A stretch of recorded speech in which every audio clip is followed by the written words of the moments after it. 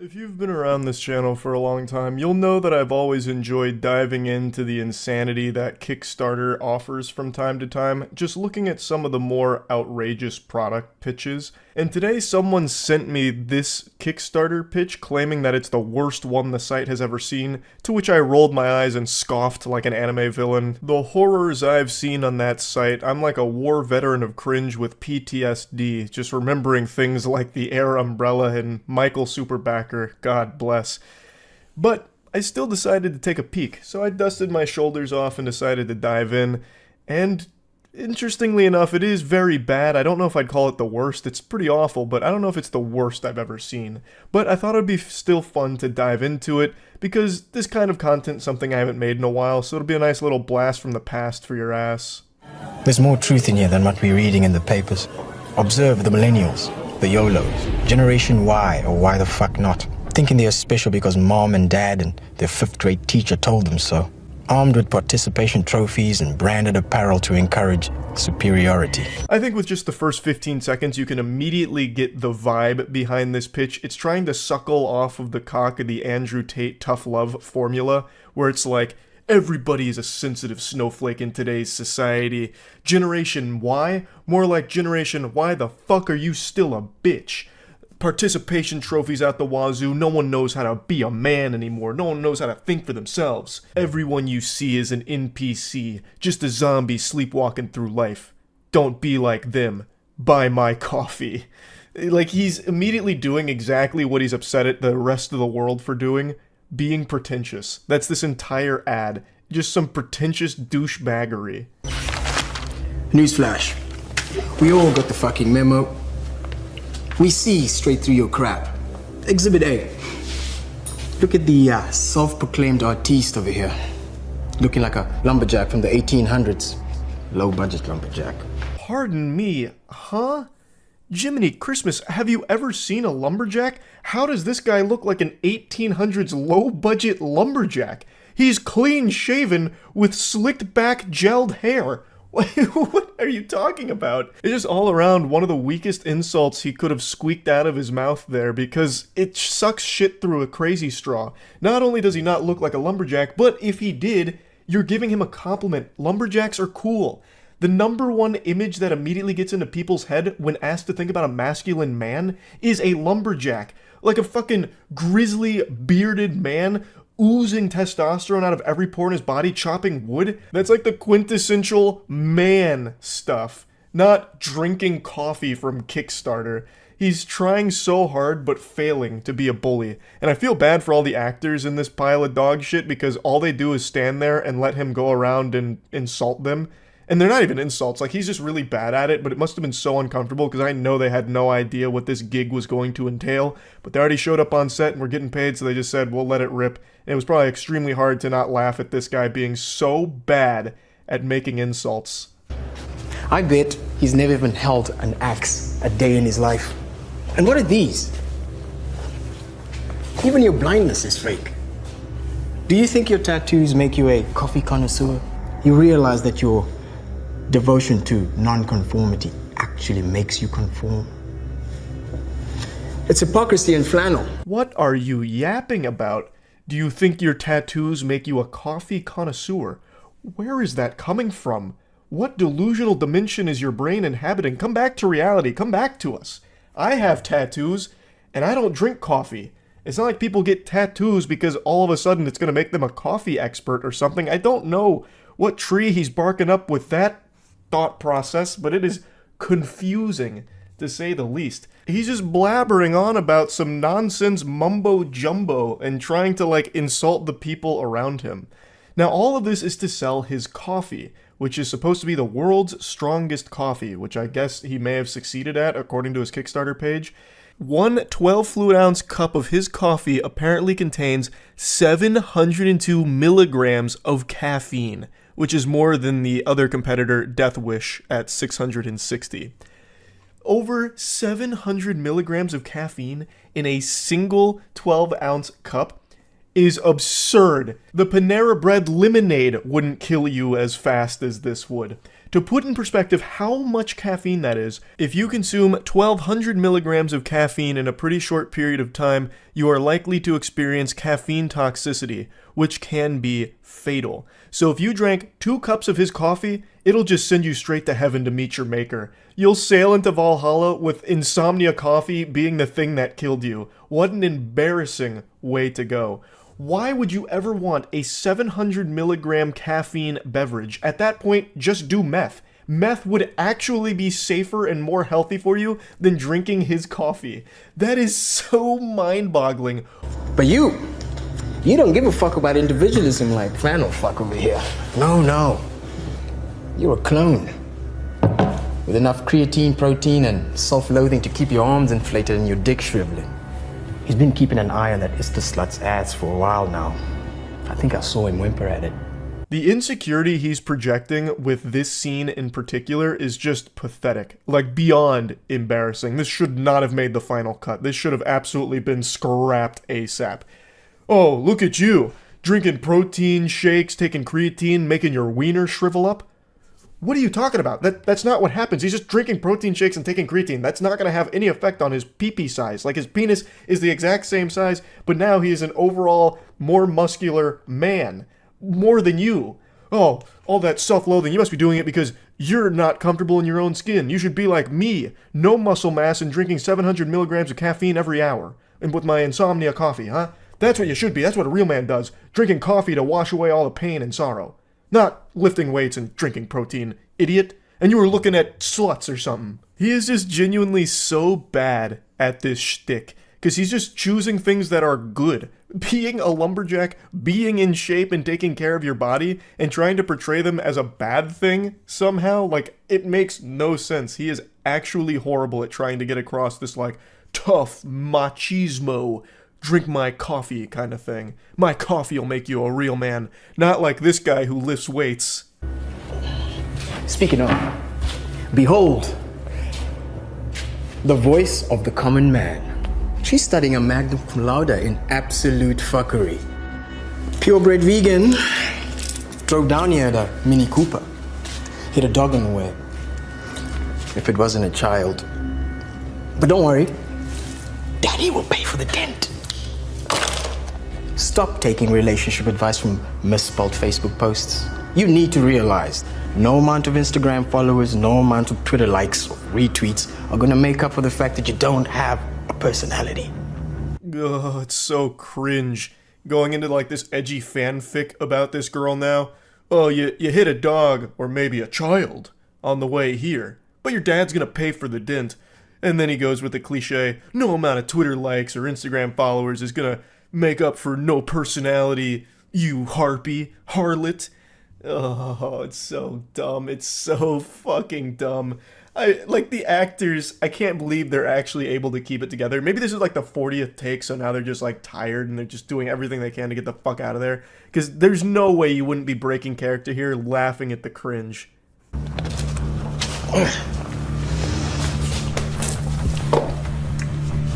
How the fuck does she keep that shit down? Look, I'm not perfect. But at least I don't hide behind a veil of pretense like these fake fucks. We're tired of the facade. Who are we really? Wake the fuck up. Ooh, so profound. What a sign-off. Wake the fuck up, samurai. Straight out of Cyberpunk. Really tried and missed. What a big old L of a Kickstarter pitch that was. What are you talking about, man? You're making coffee. Out of every character type he tries to shoot spitballs at, out of every trope he tries to insult in his pitch, he is by far the fakest out of all of them. He is the one with the facade. You're not more awake or better than anyone else just because you're consuming 700 milligrams of caffeine that's coursing through your veins like Bane's venom from Batman. Like, it's so silly. Well, just if you want to make the world's strongest coffee, go for it and try and sell it on that merit, as opposed to go up this weird alley here with like, it's time to wake up, and the only way to do that is by never sleeping again with 700 milligrams worth of caffeine in every cup of our coffee. It's so silly. I just had to make fun of this. Something I'm sure he understands. That was his whole ad, just making fun of people. So I'm making fun of the pretentious businessman who thinks his coffee is somehow making him superior to everyone else around him when it comes to intelligence and enlightenment and waking up. What a fucking joke. That's really about it. See ya. I just learned about a job that I would have never imagined would actually exist, let alone be successful. A baby name consultant. That is a real profession right now. Some expecting parents aren't coming up with names on their own. They're hiring baby name consultants. Can you believe such a thing exists? Some parents turning, unbelievable, to naming consultants on platforms like TikTok to help them find the perfect fit. The baby naming industry has sort of blown up. Colleen Slagan owns Naming Baby. She charges between $250 to $400 for her consultations, and business is booming. Charging $250 to $400 doubloons for some names. I spit that shit out for free every time I create a character in Dark Souls. I love how she refers to it as a baby naming industry. They found a way to monetize just giving name suggestions. You can do that for free. Like, ask ChatGPT if you really get desperate, or you can just Google names right now and get an infinite list of it without paying a penny. To pay hundreds of dollars for a list of names is absolute insanity to me. She justifies it by saying she spends hours on personalizing and customizing the suggestions. So for $250, you get 10 suggestions. For $400, you get 30. And from what I've seen, her suggestions are just normal names. It's not like she's creating fucking brand new vocab words here. She's not speaking in the language of the gods or anything, bestowing upon your newborn this powerful title or anything. It's just like standard names like Olivia or Liam or Phil. Like, it's nothing crazy. Like, yes, she'll like personalize it based on some of the things like the couple will say to her, like, hey, my wife really likes flowers and I really love boar's head pickles. And then she'll come back and be like, okay, well, name your daughter Daffodil or Sprout or Sunflower. And you can name your son Dill. Like, it's nothing super interesting or unique, and it's certainly not worth hundreds of dollars. Why is a name so important? You know, it's the first choice you're making as a parent. It's the first sort of piece of identity you're giving to your child. And a lot of parents, like, they're looking for something really specific. Obviously, a name is extremely important, but I feel like I'm boofing crazy pills here, because why would you be paying hundreds of dollars for someone else to name your child for you, basically? They are basically the ones that are just giving you this list that you choose from, and you probably feel obligated at that point, since you spent money on it, to just settle on one of those names. That doesn't seem like a recipe for success. Holly and Eric Stein own a postpartum meal delivery service and are expecting baby number 3 at the end of August. I don't think I even knew something like this existed. They've been struggling to find a name that will sound good with their 2 kids, Rory and Blair. They hired Colleen and now have a top few to choose from, but are waiting until baby's arrival to make a final decision. It was obvious that she had put a lot of thought into this, and they all went with the vibe that we were looking for. At the end of the day, it's their money. They can throw it in the toilet however they want. I'm not going to break into their house and slap the dollar bills out of their hand before giving it to a baby naming consultant or anything. But to me, it just seems like a real symptom of how everything needs to be monetized, and that's becoming more and more normalized. How even something as simple as just name suggestions is all of a sudden a massive business at this point. That's just so fucking dystopian to me. I'll go ahead and break the magician's code here and reveal some great names for free. If there's any expecting couples out there, please feel free to use these. There's no royalties on them, copyright free, no trademarks. A name that I've been really defaulting to recently is Jerichomo. It's a name that's derived from a very strong source, my buddy Aaron. He came up with this name and I think it just sounds really fucking cool, so I think Jerichomo is a really great choice. Another one that I've always really appreciated is Avagantimos. It was a name that I came up with on the spot a long time ago when playing a horror game called Penumbra, which could also serve as a cool name. Penumbra sounds awesome. It's like a cool Pokemon, you know? But yeah, Avagantimos makes it sound like some kind of ancient gladiator. There's also Geth, which I think is a really cool sounding name from Mass Effect. If you've played Mass Effect, that name will have even more meaning for you. Mass Effect 3's base ending was absolutely atrocious, but it doesn't mean that the name Geth is sullied in any way. Plus, the DLC did help with the Mass Effect 3 ending anyway, so Geth could be a strong option. There's also Glarb, which is a frog in Magic the Gathering from their new set Bloomburrow, and Glarb sounds great. There's Bilgist, which is something I made up right now, and I'm recognizing that that's probably not a strong choice. Your kid will absolutely be subjected to bullying and being made fun of for that, so don't go with Bilgist. But all the other options I listed, those are cool, and I didn't charge you a penny for those. She provided examples on her website about how a consultation kind of goes, so after you fork over a few $100, this is kind of what you can expect. You'll send her a message kind of going over the situation, all of the lore. So in the example here, they explain that they're not loving any of the names they've brainstormed for baby number 2, the sequel. They have a daughter named Lola. There's a couple names they're considering, like Killian, Otto, Merrick, etc. And for the most part, they're not nickname people. They kind of want more uncommon names. That's basically the gist of it. Colleen then takes in all this information and starts computing. She gives her opinion on the names they're considering, as well as giving them her impression of their style. So she says their style feels very vintage, timeless, and ahead of the trends, and that she gets a guy in the beanie at the coffee shop, old soul kind of vibe. Which honestly almost sounds like an insult. Those sound like fighting words. I'm surprised an argument wouldn't break out in this example here. Like, what do you mean? That's not my vibe at all. But then she gives her perspective on the names that were vetoed. And all in all, it basically just kind of plays out like taking an old BuzzFeed quiz. Like, it doesn't really have anything super useful here. It's just her kind of just saying about the names and the impression she gets. Then she gives her name suggestions, and I'll go over a couple of them. So she said that the common denominator between all of their names is that they are uncommon. So she tried to keep that in mind and then came up with Jennings. I'll go ahead and take the liberty of vetoing that one on behalf of the couple. That feels like it's the polar fucking opposite of the vibe they were looking for. Jennings sounds like a butler. That sounds like someone Bruce Wayne would have hired for a minute if Alfred went on vacation. She then goes on to try and explain why she came up with that name and says that it feels related to Jameson but a little more unique and a little less preppy. Completely disagree. That sounds like one of the preppiest names you can have. She then says that she thinks Lola and Jennings both have the cool factor and make a great sibling set. Whatever that mumbo jumbo means. Her next suggestion was Briggs or Brig. She then says that it's another surname that reminds her of Banks, but a little less Mighty Duck. It feels like a fresh take on Brooks, which is getting quite popular.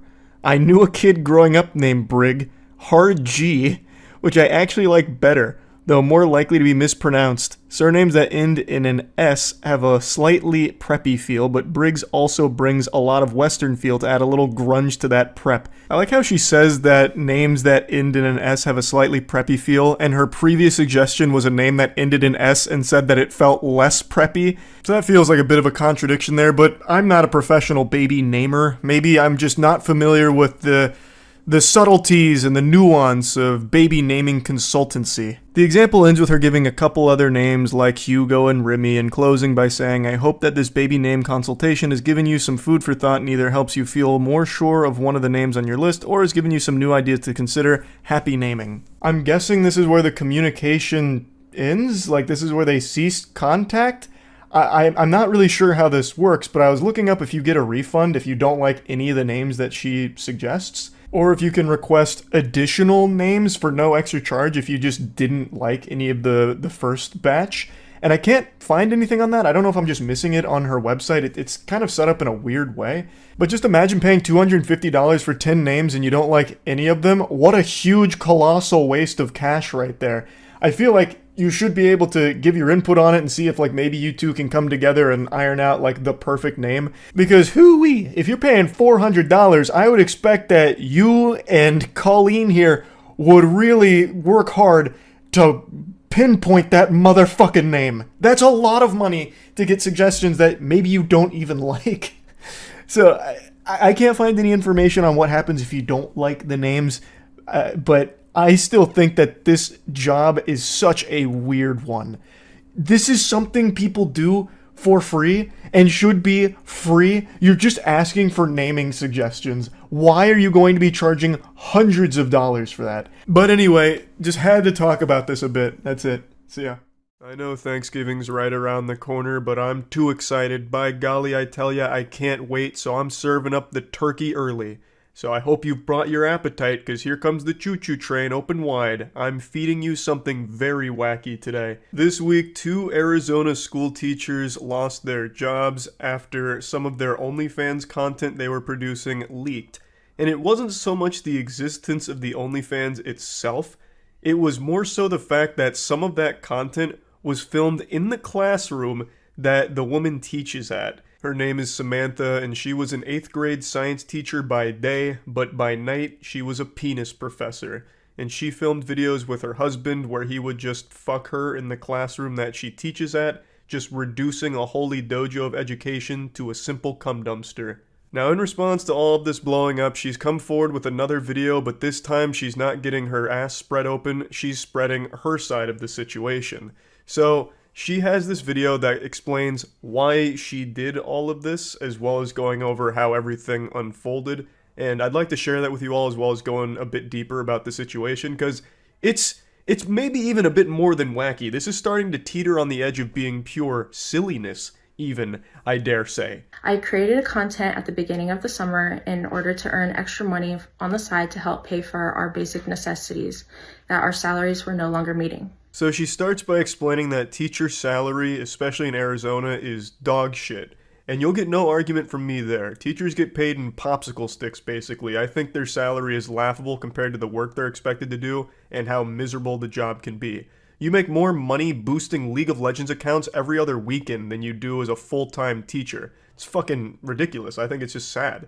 And her husband is also a teacher, so a 2-teacher salary isn't exactly like hitting the jackpot. That's not an infinite money cheat code or anything. So she says that her and her husband started to struggle with being able to meet the basic requirements for their family and their children, which is why she looked for alternative income methods and chose OnlyFans. But then the question still exists of why do it in the fucking classroom that you teach your students at? It makes no sense whatsoever. I chose an anonymous name as well as blocking the entire state of Arizona on my OnlyFans so that it wasn't accessible to anyone living in the state. I didn't even know this was something you could do. I had no idea our technology was this advanced where you could just ban an entire state from checking out your OnlyFans. It makes sense that she'd tried this approach here, so that way no one in the immediate area would ever find it, but clearly something went awry. The technology must not be bulletproof because they still found it, and rather easily, it seems. Just listen to this. One student reportedly told his mother that his teacher was spread over his desk. What a crazy conversation that must have been. Just picture yourself being that kid. You're hanging out, sipping your apple juice, just a normal 8th grade day, and a friend of yours sends you a link to a video your teacher filmed and says, "Isn't that your science teacher, Miss Samantha?" So you click it, you open it, and there it is. No secrets left. Your teacher is being spread like butter on toast, and it's on your desk. You just sit there thinking to yourself, oh man, I did algebra on that desk. And then imagine going into school on Monday and coming right up to that desk, like you'd have nothing but like these war flashbacks, these visions of cheeks being clapped on your desk as a tear streams down your face. I'm also curious how many desks she was fucked on top of, because in another report someone said, "That was my friend's daughter's desk, and she is mortified over the situation." It really seems like no desk was safe in this situation here. And I have to wonder, did they like clean up after themselves or anything? Because they didn't set it up like it was a scene out of Dexter where he puts up like all of the, sterile environment, like surgery operating room kind of shit. They just went in there raw and like in the actual classroom and fucked. Did they at least bring Clorox and wipe off the desks when they were done using it? Or did students then go into that classroom after the weekend and wonder why their desks smelt like asshole? This whole thing just doesn't make any sense. But you know what does make sense? How great my G Fuel flavor is. Divine Peach. Anyone that's tried it has had their lives improved for the better, I have no doubt about that. And now I'm happy to report that the cans are here and they're a GNC exclusive right now for stores. So if you want to find your closest GNC, there's a link in the description for that to pick up a can of Divine Peach. Now, I've mentioned this on stream, but I'd like to mention it here as well. The caffeine content on my flavor is 140 milligrams as opposed to the standard 300 milligrams for other cans. And I'm really happy about that because that's the caffeine that I prefer. So I wanted to bring that to your attention as well. And there's also a sweepstakes going on right now for anyone who buys a can and takes a selfie of themselves dressed as me. You stand to win a G Fuel mini fridge or a 12-pack of Divine Peach. The video that was created and advertised was made after contract hours on the weekend. No minors were ever present or involved in the videos. I don't think anyone was ever trying to make the accusation that minors were present or somehow involved in the content, because that would be a whole different ballgame. This would be an entirely different conversation. That would be a massive, massive, massive crime.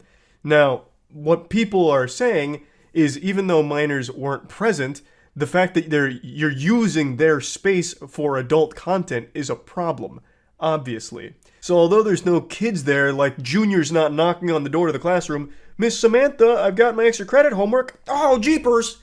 Like, even though there's no kids actually there, the fact that you're fucking in their playground is an issue. You can't just go to a kid's space and film this kind of content. It's not okay. You can't just like venture on over to Chuck E. Cheese and get your back blown out in the ball pit, film it, and expect nothing to come from it, expect it to be all honky-dory. And again, why did you want to use the kids' space for your porn? Why? It's not like that was your only option. You could have done your OnlyFans anywhere else, like at home.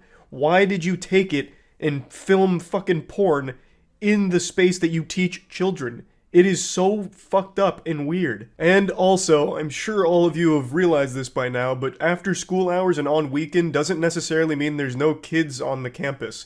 I remember growing up, there were always club activities and shit that would go on weekends. So it was still very possible that there were kids in the nearby vicinity. It doesn't mean that there was no kids ever even close to their situation. It just, luckily, none of the kids ever, like, walked in on this shit. The whole video also isn't helped by the fact that she's clearly reading something she wrote in Microsoft Word and is trying to, like, keep up with it. So she'll take these long pauses to scroll, and you can see sometimes she loses her place in the document. So it also comes across as very insincere since she is blatantly just reading it very monotone from her monitor. So I don't think that helped anything that she was saying here, to be honest. I am already paying the consequence by losing my teaching certificate as well as losing the job that I loved most. I thoroughly enjoyed working with my coworkers, teaching my students science, and it brought joy to me every day.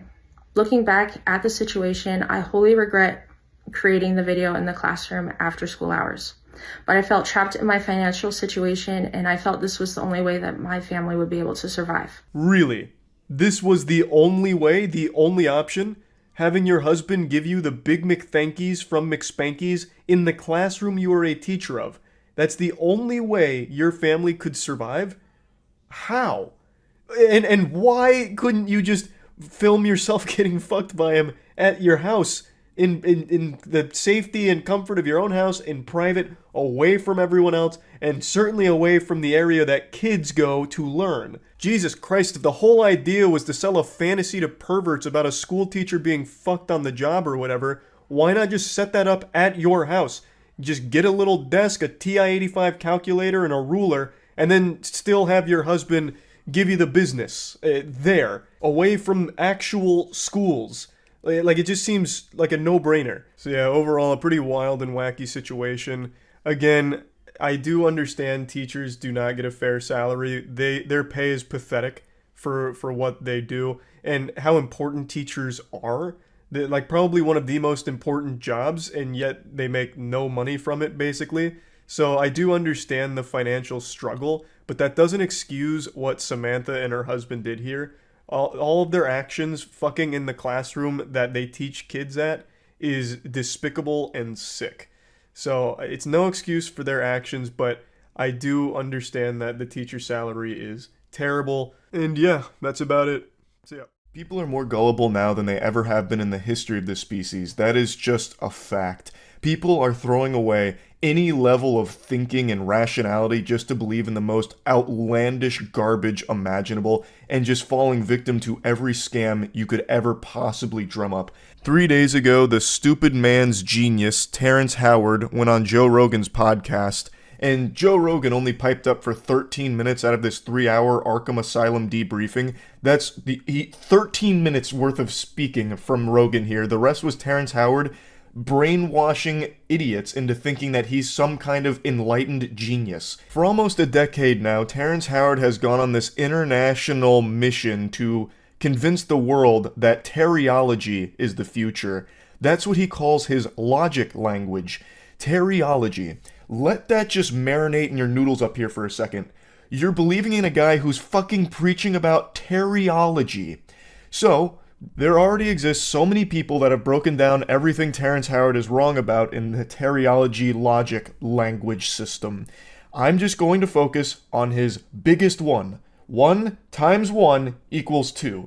That is something that he has built his entire fucking identity around when it comes to his math. And for the first 9 years of this one-man traveling circus, everyone laughed at him because it's so outrageous. If we followed teriology, cars, phones, planes, medicine, literally everything that is keeping you alive right now would not exist because his logic language is fundamentally wrong. It's not up for interpretation. He is provably wrong in every possible measurement. And I want to dive into this deeply because so many people are thinking that he is correct. They are throating his cock and balls, literally slobbering all over his meat because he went on Rogan and used words they didn't understand. So since they didn't understand the words, they took it as a sign that this guy's the fucking chosen one when it comes to math. I'm not even mad at Terrence Howard. I want to make that clear. I'm mad that a lot of people think Terrence Howard is right. I'm more mad at the gullibility of people to just take this at face value without doing any level of thinking for themselves. It's so easy now for people to just throw away their own thoughts and just let people tell them what they should believe in. They're like, yep, that sounds right. I want to believe in that, so I will. It's so fucking frustrating because that sets us so far back. Now, before I even dive deep into this rabbit hole, I want to tackle his biggest one that he has always put on the boxing gloves and fought for the honor of, which is 1 times 1 equaling 2. He even made his own YouTube video here explaining how 1 times 1 equals 2, and admittedly, if you set aside everything that he's wrong about, he's still fucking wrong. He doesn't even come close to accidentally tickling something correct. He is fishing around in the dark looking for a urinal to piss on, but he keeps pissing on the floor because he can't find it. He doesn't decide to just turn the lights on. He wants to live in this absolute, void of logic. I am going to demonstrate why 1 times 1 can never equal 2. A third grader could do this, and I'm going to break it down in a way that no matter how stupid you are, and no matter how much you want to believe in this concept, it can't work. In no dimension in the multiverse could this ever be a real possibility. So when you're saying times, when you're using multiplication here, you're talking about the groups of something. So one group of 1 is 1, but let's get more physical with it. And I'm going to do it using a physical object here. We're going to get real, kinetic with it. And I'm going to use the GamerSupps Moist Waifu Cup. So this is me on the cup, big titty anime girl. It's available at gamersupps.gg. I'll put a link to it in the description. It's available for the next 2 weeks. This just seemed like a natural segue into mentioning that while I demonstrate this. Now let's put this concept into practice in a real-world scenario. You catch me at the grocery store, you say, "Pardon me, Charles, looking extraordinarily breedable as ever today. I have this box of moist GamerSupps waifu cups. Come take a peek." And I march on over and I say, "By Jove, look at that. There is a single moist waifu shaker cup in that box. There is one box with one moist GamerSupps cup in it. One box with one cup. I pick that up. I would have one shaker cup. 1 times 1 equals 1. That's just how it works. There's not any scenario where all of a sudden this waifu shaker cup is going to start budding like it's fucking SpongeBob and I'll end up with 2 somehow. That's not how it works. I have one box that has one cup in it. You come up to me again, this time it's at a Sam Ash music store, I'm fucking blowing away at a trumpet. You say, "Charles, check out these moist GamerSupps waifu shaker cups I have in these boxes." I say, "Oh, how many cups are per box?" You say, "There's 2 waifu shaker cups in these boxes," and I have 2 boxes. 2 boxes of 2 waifu shaker cups, that's 4 total waifu shaker cups. 2 times 2. It's Like, this shouldn't be a hard thing for people to grasp. These aren't hard to understand, but when you have someone like Terrence Howard preaching just completely incorrect things, it's able to mislead people who want to believe in something different, that want to have this big paradigm shift in mathematics, which I don't really get. Why do you want mathematics to change? The only reason you're alive right now is because of that. You would have likely already been mauled by a bear, died from an infection, died from dysentery, wouldn't have made it past the Oregon Trail, like way before you even made it to whatever your current age is, if we didn't have math. We wouldn't be where we are today. You wouldn't be watching this. You would likely be out there hunting and gathering and probably dying in the process. There is nothing that changes about this kind of concept when it comes to math. Now, it's important to note, I'm not a mathematician. That's something Terrence Howard and I have in common. But I think if I was a mathematician, most of you would trust me less. You'd think I'd been indoctrinated by big math or something to keep the genius revolutionaries like Terrence Howard down when it comes to these innovative concepts of new math. No, an actual child could prove why 1 times 1 will always equal 1, and never 2. It doesn't take a genius to prove that Terrence Howard is wrong. It takes an ordinary person using their own brain a little bit, and Terrence Howard is hoping that you're not one of those people that think for themselves. For some reason, we've entered the age where people don't trust experts anymore. The individuals that have dedicated their lives to a certain subject like math now have the most scrutiny from the average ordinary person, thinking that they're wrong and evil. There must be like a puppet master behind the scenes controlling the experts. Instead, the average person would rather put their faith in someone that has never studied math and never done anything properly in the subject that they're preaching about, like Terrence Howard. He has dedicated his life to being wrong. Meanwhile, the experts that just get fucking torched by people that don't understand math have an entire history of inventions to show for it that these people are literally using to criticize them. These inventions that they take for granted is the product of that math, not Terrence Howard's teriology math. If teriology was the correct mathematics, where are those drones that he was talking about for Uganda? Where is all of the potential huge breakthroughs using teriology? Where are those inventions? Now, over a year ago, I did make a video on Terrence Howard going over some of his more ridiculous and embarrassing moments. I'm not going to really harp on those here because a lot of people went from Joe Rogan to that video and said that I was just attacking him on like a personal level or something, which I really wasn't. I was just explaining why a lot of this is so silly and I was making fun of it, as everyone used to do back when we used to think for ourselves instead of just be spoon-fed all of our opinions. So, what I did talk about in that video is something I'm going to briefly mention though. He tried to scam all of Uganda by promising them these drones that literally just don't work. I'm just going to play you a clip from that again to remind you that Terrence Howard uses this math in pretty nefarious ways from time to time, like in the case with Uganda drones from the hydrogen proton geometry. Was there for 2 years until I saw that there was an inconsistency with the math there. And so I went out to explore a new way of understanding how the universe works, and I was able to define the grand unified field equation they've been looking for and put it into geometry. Once again, just a friendly reminder, there is nothing more consistent than 1 times 1 equals 1. To represent it one more time, I have one box with one waifu cup in it. 1 times 1. The total waifu cups is 1. One box has one of these in there. There is one of these in total. And then with that geometry, I was able to put props on that. And what I'm saying is now we have invented a new form of flight that I would like to bring here to Uganda to replace the drones, to replace the helicopters, to replace the planes. This is the geometry of hydrogen. Of hydrogen. Hydrogen. This is the proton itself. So any bond that hydrogen can make, our linchpins are able to make. It's been 2 years since this, and it doesn't seem like Uganda's any closer to having those Terrence Howard promised hydrogen proton geometry new flight machines that reinvent flight as we know it. But maybe it's just a project that takes a long time. Maybe he's at Area 51 right now cooking that shit up with the aliens. Who's to say? There's just no updates on it. So I'm excited to see Terrence Howard's update on these hydrogen proton geometry flying machines. But let's be fair here. Let's take a peek at both sides. Terrence Howard actually did publish something trying to prove that 1 × 1 = 2 and that the world of science and math is wrong. You can read through the whole paper yourself if you'd like, and hopefully you'd come to the obvious conclusion that he is still incorrect in everything that he's breaking down here. He's using all of these incredible leaps in logic to get to his conclusion. What I want to highlight, though, is in his own paper here, he has a whole section dedicated to the Anunnaki Sky People. Some call them the Anunnaki, the Sky People, whoever they were that gave naive generations some 6,000 years ago a multiplication table and a flat view of universal geometry. They gave that poor, misguided people a false axiom upon which to build their world. In a paper that's supposed to all be about logic and math, where the fuck did the Anunnaki Sky People come from here like a jump scare? What in the world? That should immediately trigger your bullshit alarms. That is unhinged to include in this. Like, it showcases that he fundamentally doesn't even understand where math comes from in the first place. He makes it seem like math is something that was given to us. Math is not an invention. Math is a discovery. It's something we learned. It's not something that we created based upon an Anunnaki Sky People gift.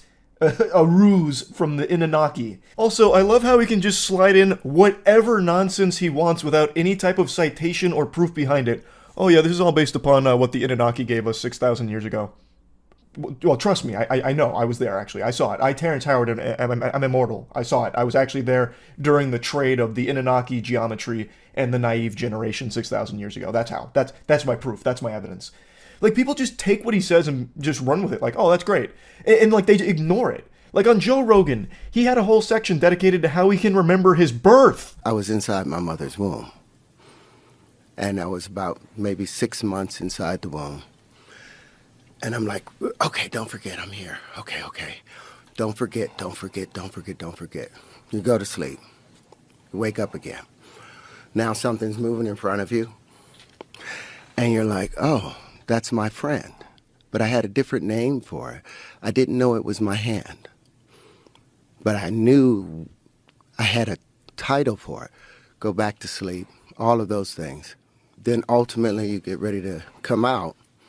I remember all of that. You remember coming out? Remember being compressed. That is legitimately not possible.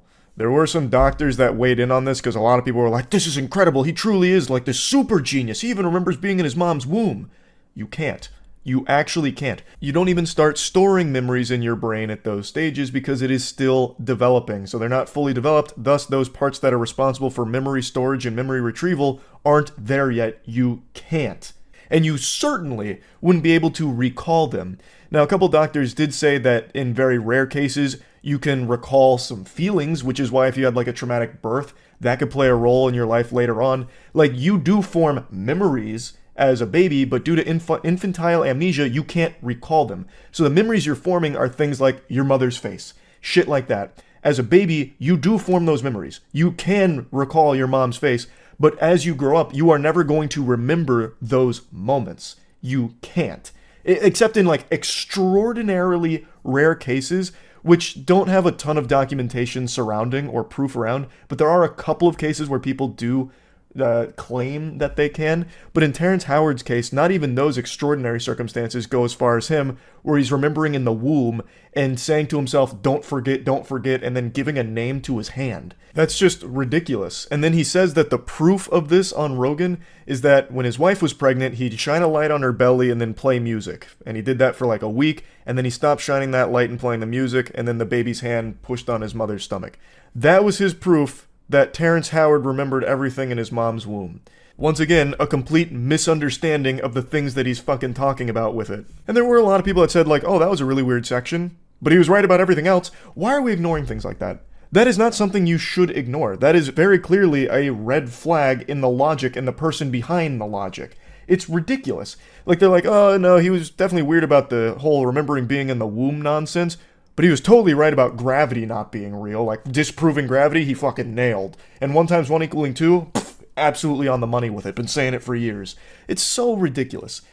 People just want to believe in the most like, I don't even know the right word for it. The most over-the-top special ideas just to feel like they're smarter than everyone else. At least that's the impression I get. Because there is no way you would ever logically reach these conclusions unless you just wanted to believe Terrence Howard because it's fun and it makes you feel special. That's the only way. Because if you ever try and employ any of these in the real world, they fall on their fucking face. Again, 1 times 1 never equals 2. So if you ever try and use any of the teriology in your day-to-day life, it's not going to work. You're going to be left high and dry with your dick in your hand. It's not going to function. It can't. It doesn't. And for some reason, we are now in this age where people are just like, it doesn't matter. He's probably still right. Like, what the fuck? It's so stupid and frustrating. It really is. Like, again, I'm not even mad at Terrence Howard. Like, it's not a crime to be dumb. And it's not wrong to, like, pursue things outside of the already established, mainstream belief system. I think that's extremely important to a healthy society, always challenging the things that you're given. But this is the exact opposite. People aren't challenging what Terrence Howard is feeding them. They're just accepting it with a fucking smile on their face and not asking any questions. Terrence Howard pursuing this is not the biggest deal in the world to me. In fact, I do think in a lot of cases that can be really helpful. If someone goes out and challenges like some really well-established theories or whatever, like, let's see. It's always important. But he has come back with incorrect conclusions and still preaches about how everyone else is wrong, without ever demonstrating why he's right. He has nothing to show for his teriology. No creations, no inventions, nothing.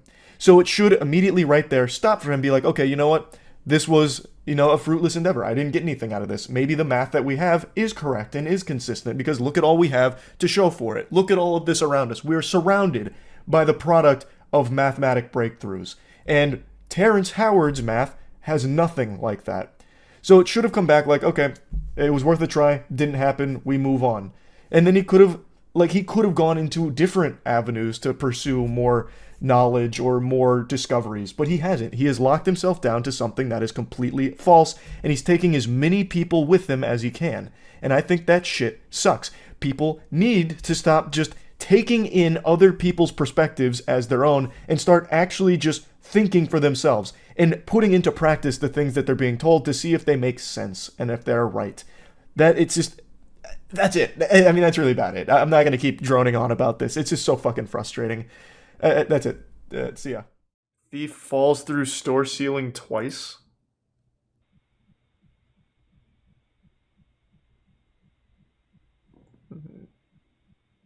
Oh, he's over here. Oh, this guy's a genius. He set up a decoy. I thought this was him. I was wondering how he gets to the ceiling. Oh, we got a real fucking criminal mastermind here. He thought of everything. It's like some shit out of Johnny Bravo when he went to steal a giant diamond. Got like a little rope and everything.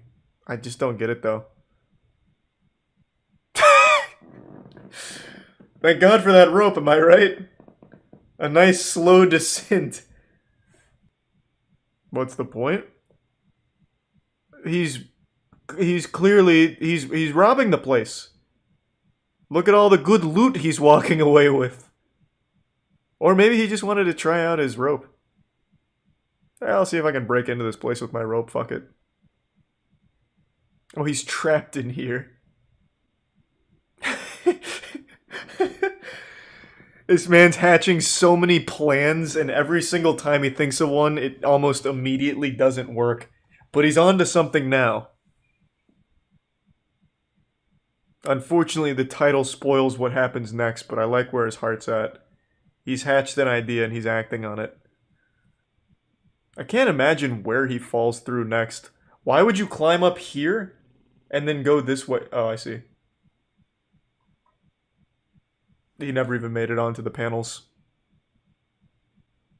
I wonder how he's doing now. Oh, he's fucking cooking. He's almost out. I see it.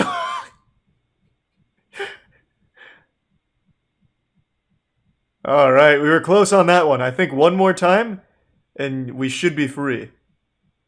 Man's gonna just call the cops on himself to let him out. What do you mean if you know the whereabouts of this subject? He's still in the store. It's become his sarcophagus. He hasn't left. Just check the store. Oh my god, he falls through the roof as well. Or the ceiling. Man, how many fucking people fall through ceilings? I used to do vodka Coke. That was always my mixed drink of choice. Cheap. And it just tasted like drinking very cold Coke. Very unpopular mixed drink though. None of my friends liked it, and every time I ordered it at the bar, they always very confused and gave me some shit. So the owner's trap was locking all the doors? He's delivering some really strong kicks there. That door is putting in work. Oh, and he's going with the old horse kick as well. This is not his first rodeo kicking down a door, but he has never fought an opponent like this. That shit is vibranium. So what is he even doing here? It doesn't look like he was even trying to rob the place. It looked like he was escaping. Oh, that's rough. Oh, there goes the hammer. Are we sure that this belongs to just like a normal shop owner and not somebody that was like torturing this guy and he finally got an escape going, only to get trapped in the second phase of the solve trap? Because it didn't look like he was even trying to rob this. He's getting really close.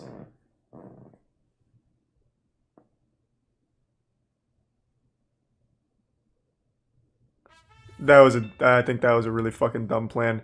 Look how close you are with the door. You can absolutely kick off the bottom, I think.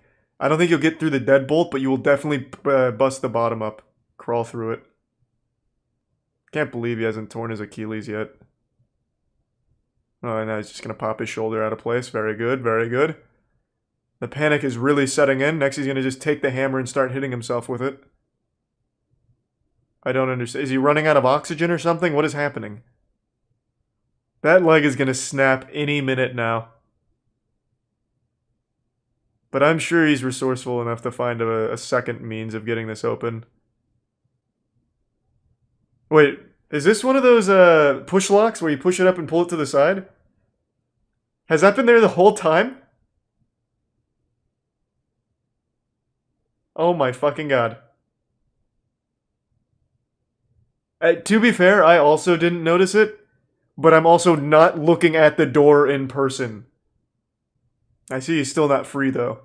It looks like it is just a closet. This escape room has really bested him.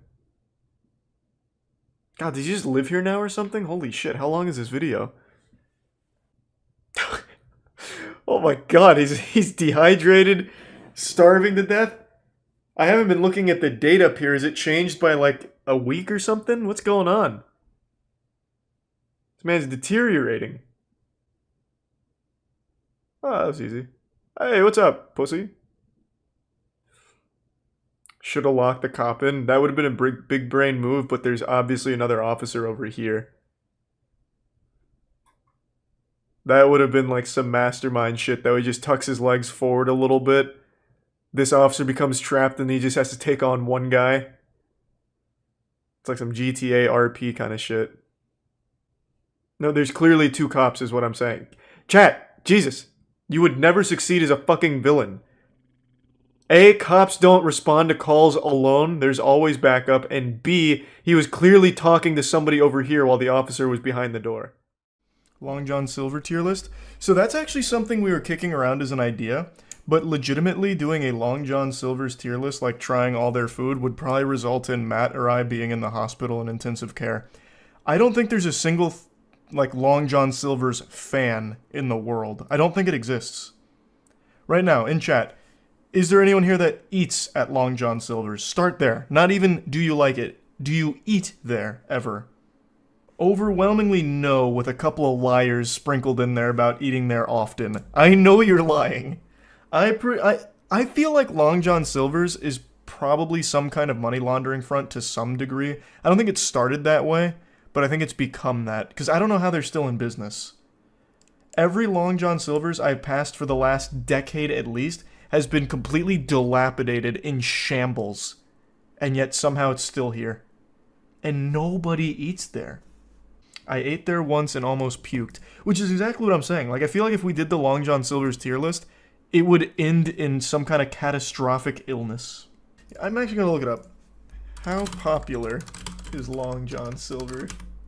Today, Long John Silver's owns and operates and franchises nearly 700 restaurants located across 38 U.S. states and Singapore, generating annual system-wide sales of $413 million. Like, I think I've only ever had it once in my life when I was a kid because Joe's Crab Shack was closed. And I can vaguely remember my parents begrudgingly taking me to Long John Silver for like popcorn shrimp or something. You're just hating on LGS because it's fun. I don't think it's bad. Have some fucking shame, Glibby. Did you just actually drop an abbreviation for Long John Silver and get it wrong? LGS? It'd be LJS, and nobody's abbreviating Long John Silver's. They don't have fans. Nobody's doing that.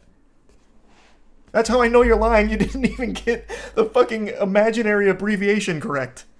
But yeah, no, I don't think we'll be doing a Long John Silver tier list. It feels dangerous. I watched that, not to get like morbid or like really sad. I watched that video that went viral a little while ago about the woman who ate bad tilapia and had all of her limbs amputated because of the infection or whatever she contracted from it. I feel like that is absolutely a high likelihood at fucking Long John Silver's. Long John Silver hush puppies are S tier. Outside of that, it's dog food. He's a tier 1 Long John Silver CEO. How long have you had that account? You just made it.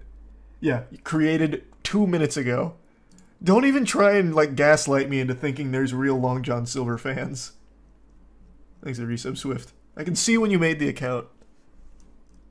Scoundrel. The one in my town burned down, shit's whack. I am an LJS enjoyer. No, what you are is a goddamn liar. Stop. Just stop. I know you're not. I'm gonna look up their menu real quick, actually. I haven't checked their menu since we were ideating on doing a Long John Silver tier list. Thanks, Resub Hypo. Plus, Matt is already, like, pretty irpy around seafood because he got such bad food poisoning that it's ruined seafood for him. So I think this would put him in the grave if we did a Long John Silver's tier list.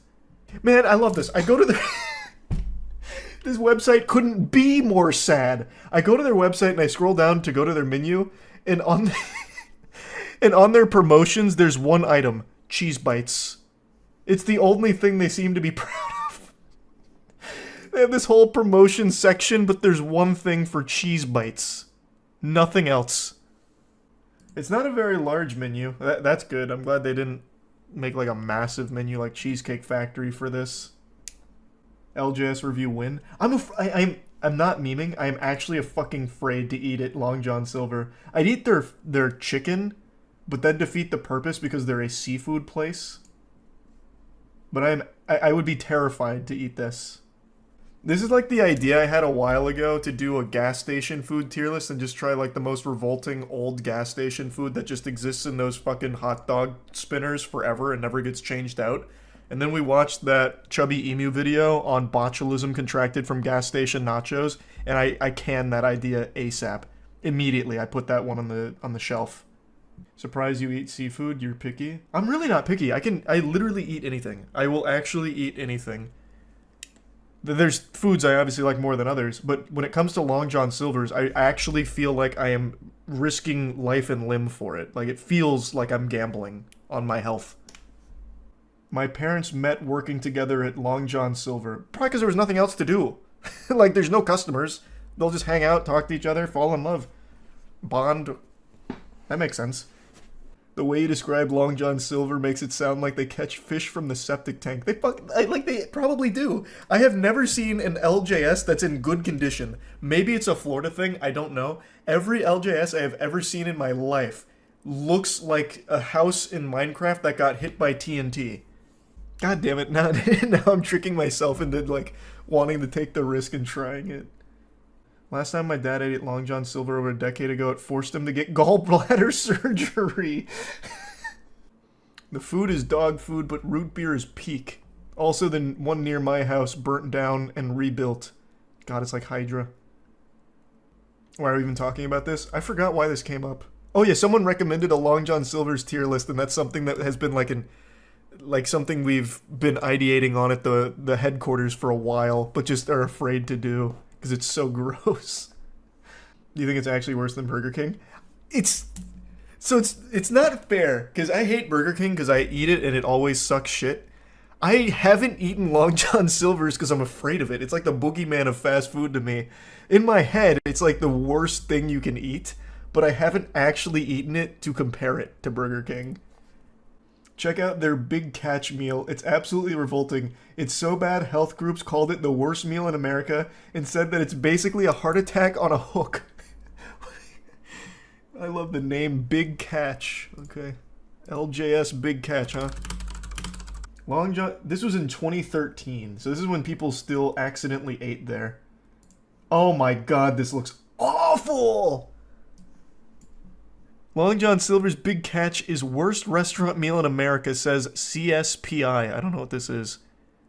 I don't know that organization. That sounds like some kind of like shadow group that works behind the scenes in the food industry. This looks awful! 3 ounces trans fat drenched batter, 4.5 ounce fish. Lab test find 33 grams of trans fat in the meal of fried fish, onion rings, and hush puppies. And then announced that it'll discontinue the Big Catch. Oh no. Damn you! Look what they've taken from us. Not even the Big Catch was safe. Maybe they did like a drastic overhaul of their menu. Because this isn't on there. It was very simple stuff. Granted, they didn't look great, but it did seem very simple. It's piss yellow. It's like actual mustard hue. Like, how do you even fry something that ends up looking that way? I think these are the hush puppies up here. Those look fine. Maybe they're like cheese curds. I can't tell. I think that's the hush puppies, though. But this looks horrible.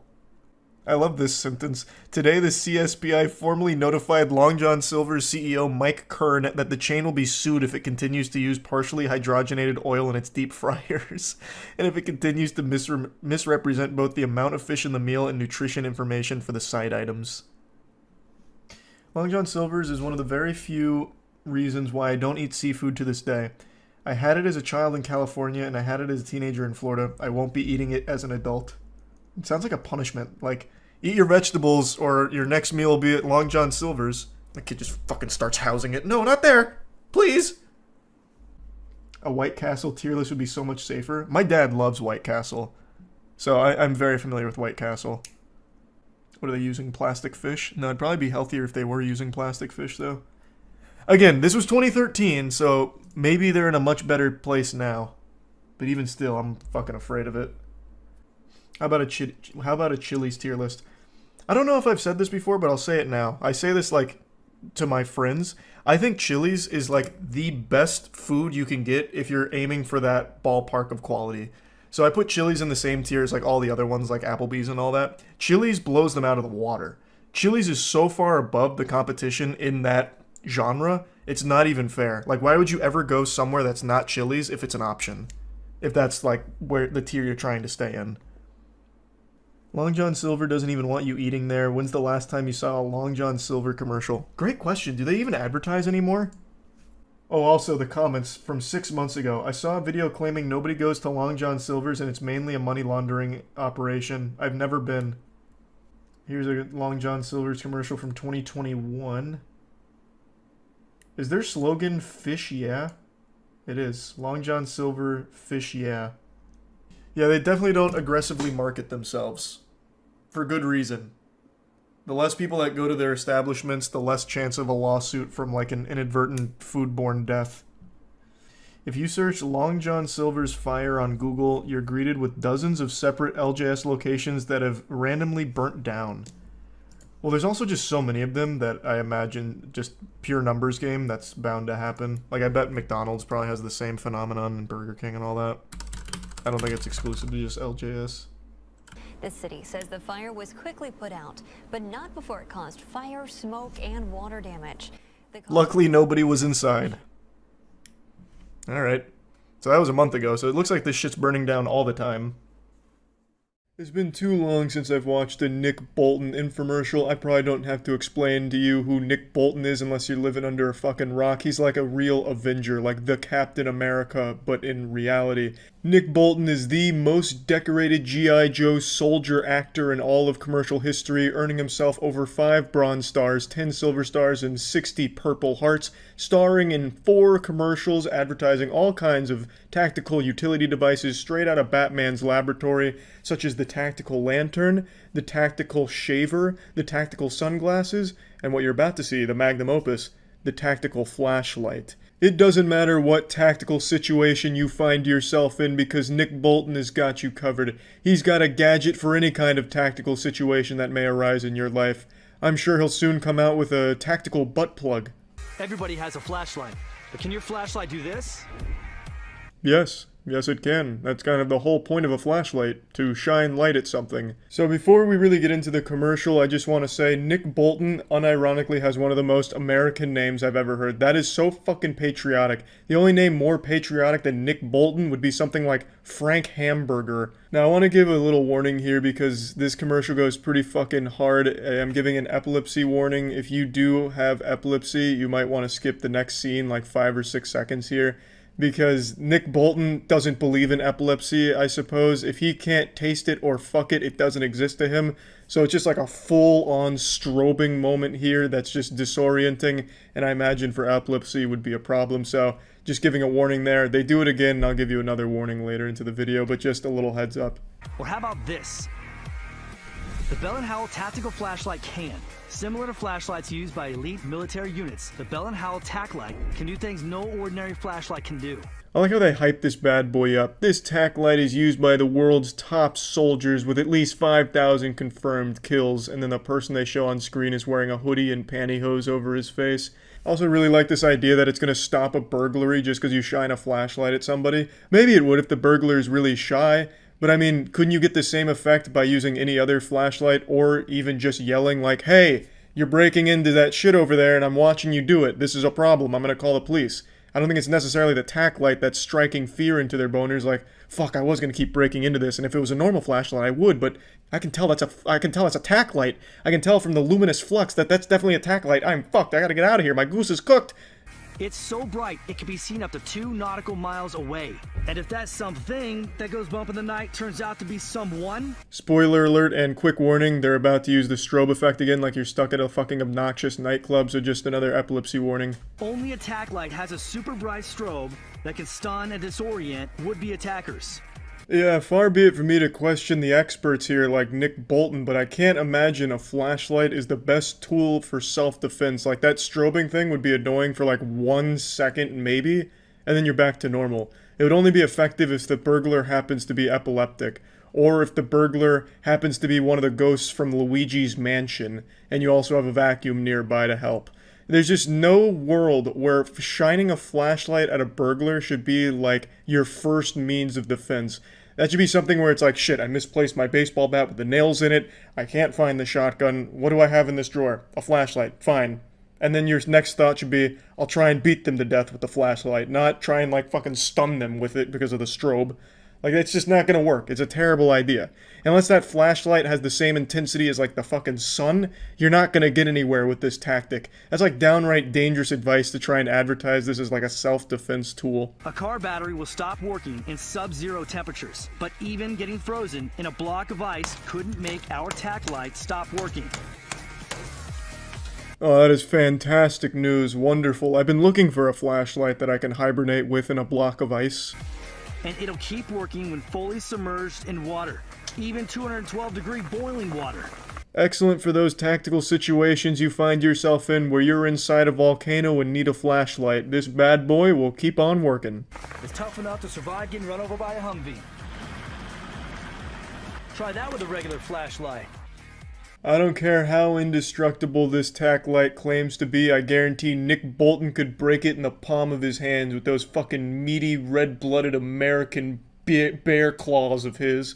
Those fucking meat cleavers. He could crush that fucking tac light into a massive diamond just from the pure pressure of his patriotism. Compact and lightweight, it goes where you go.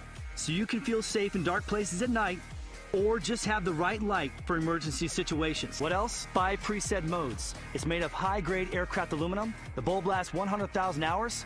I mean, there's just nothing like it on the market today. Yeah, but there is something else like it on the market. It's called every other flashlight that has ever been made. There's nothing in this commercial that tells me that this is anything unique when it comes to flashlights. They haven't reinvented a flashlight. It just does what every other flashlight does. I didn't see anything here that just is wild and wacky about the tack light that makes it stand out.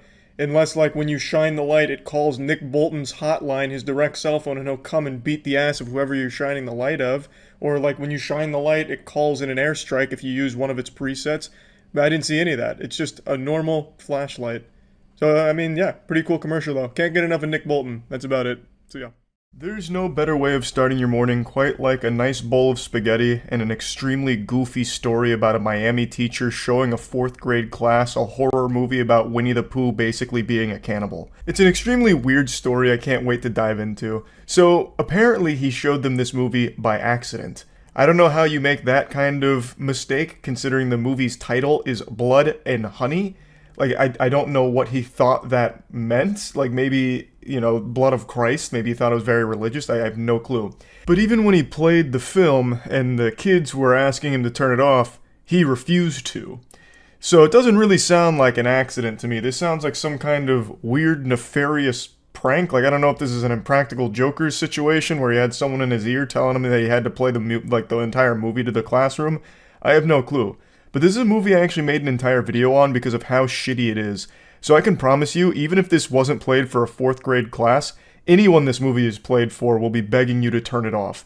I was almost begging the movie theater to turn it off when I was in there watching it. It is trash. Before students from the Academy of Innovative Education were let out of class, this mother let out her frustration.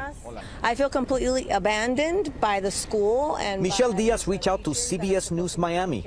She said her 4th grader twins were distraught because of a movie their math teacher played for students on Monday, October 2nd. I don't know what math lesson this was supposed to teach. Winnie the Pooh plus blood and gore equals scared children.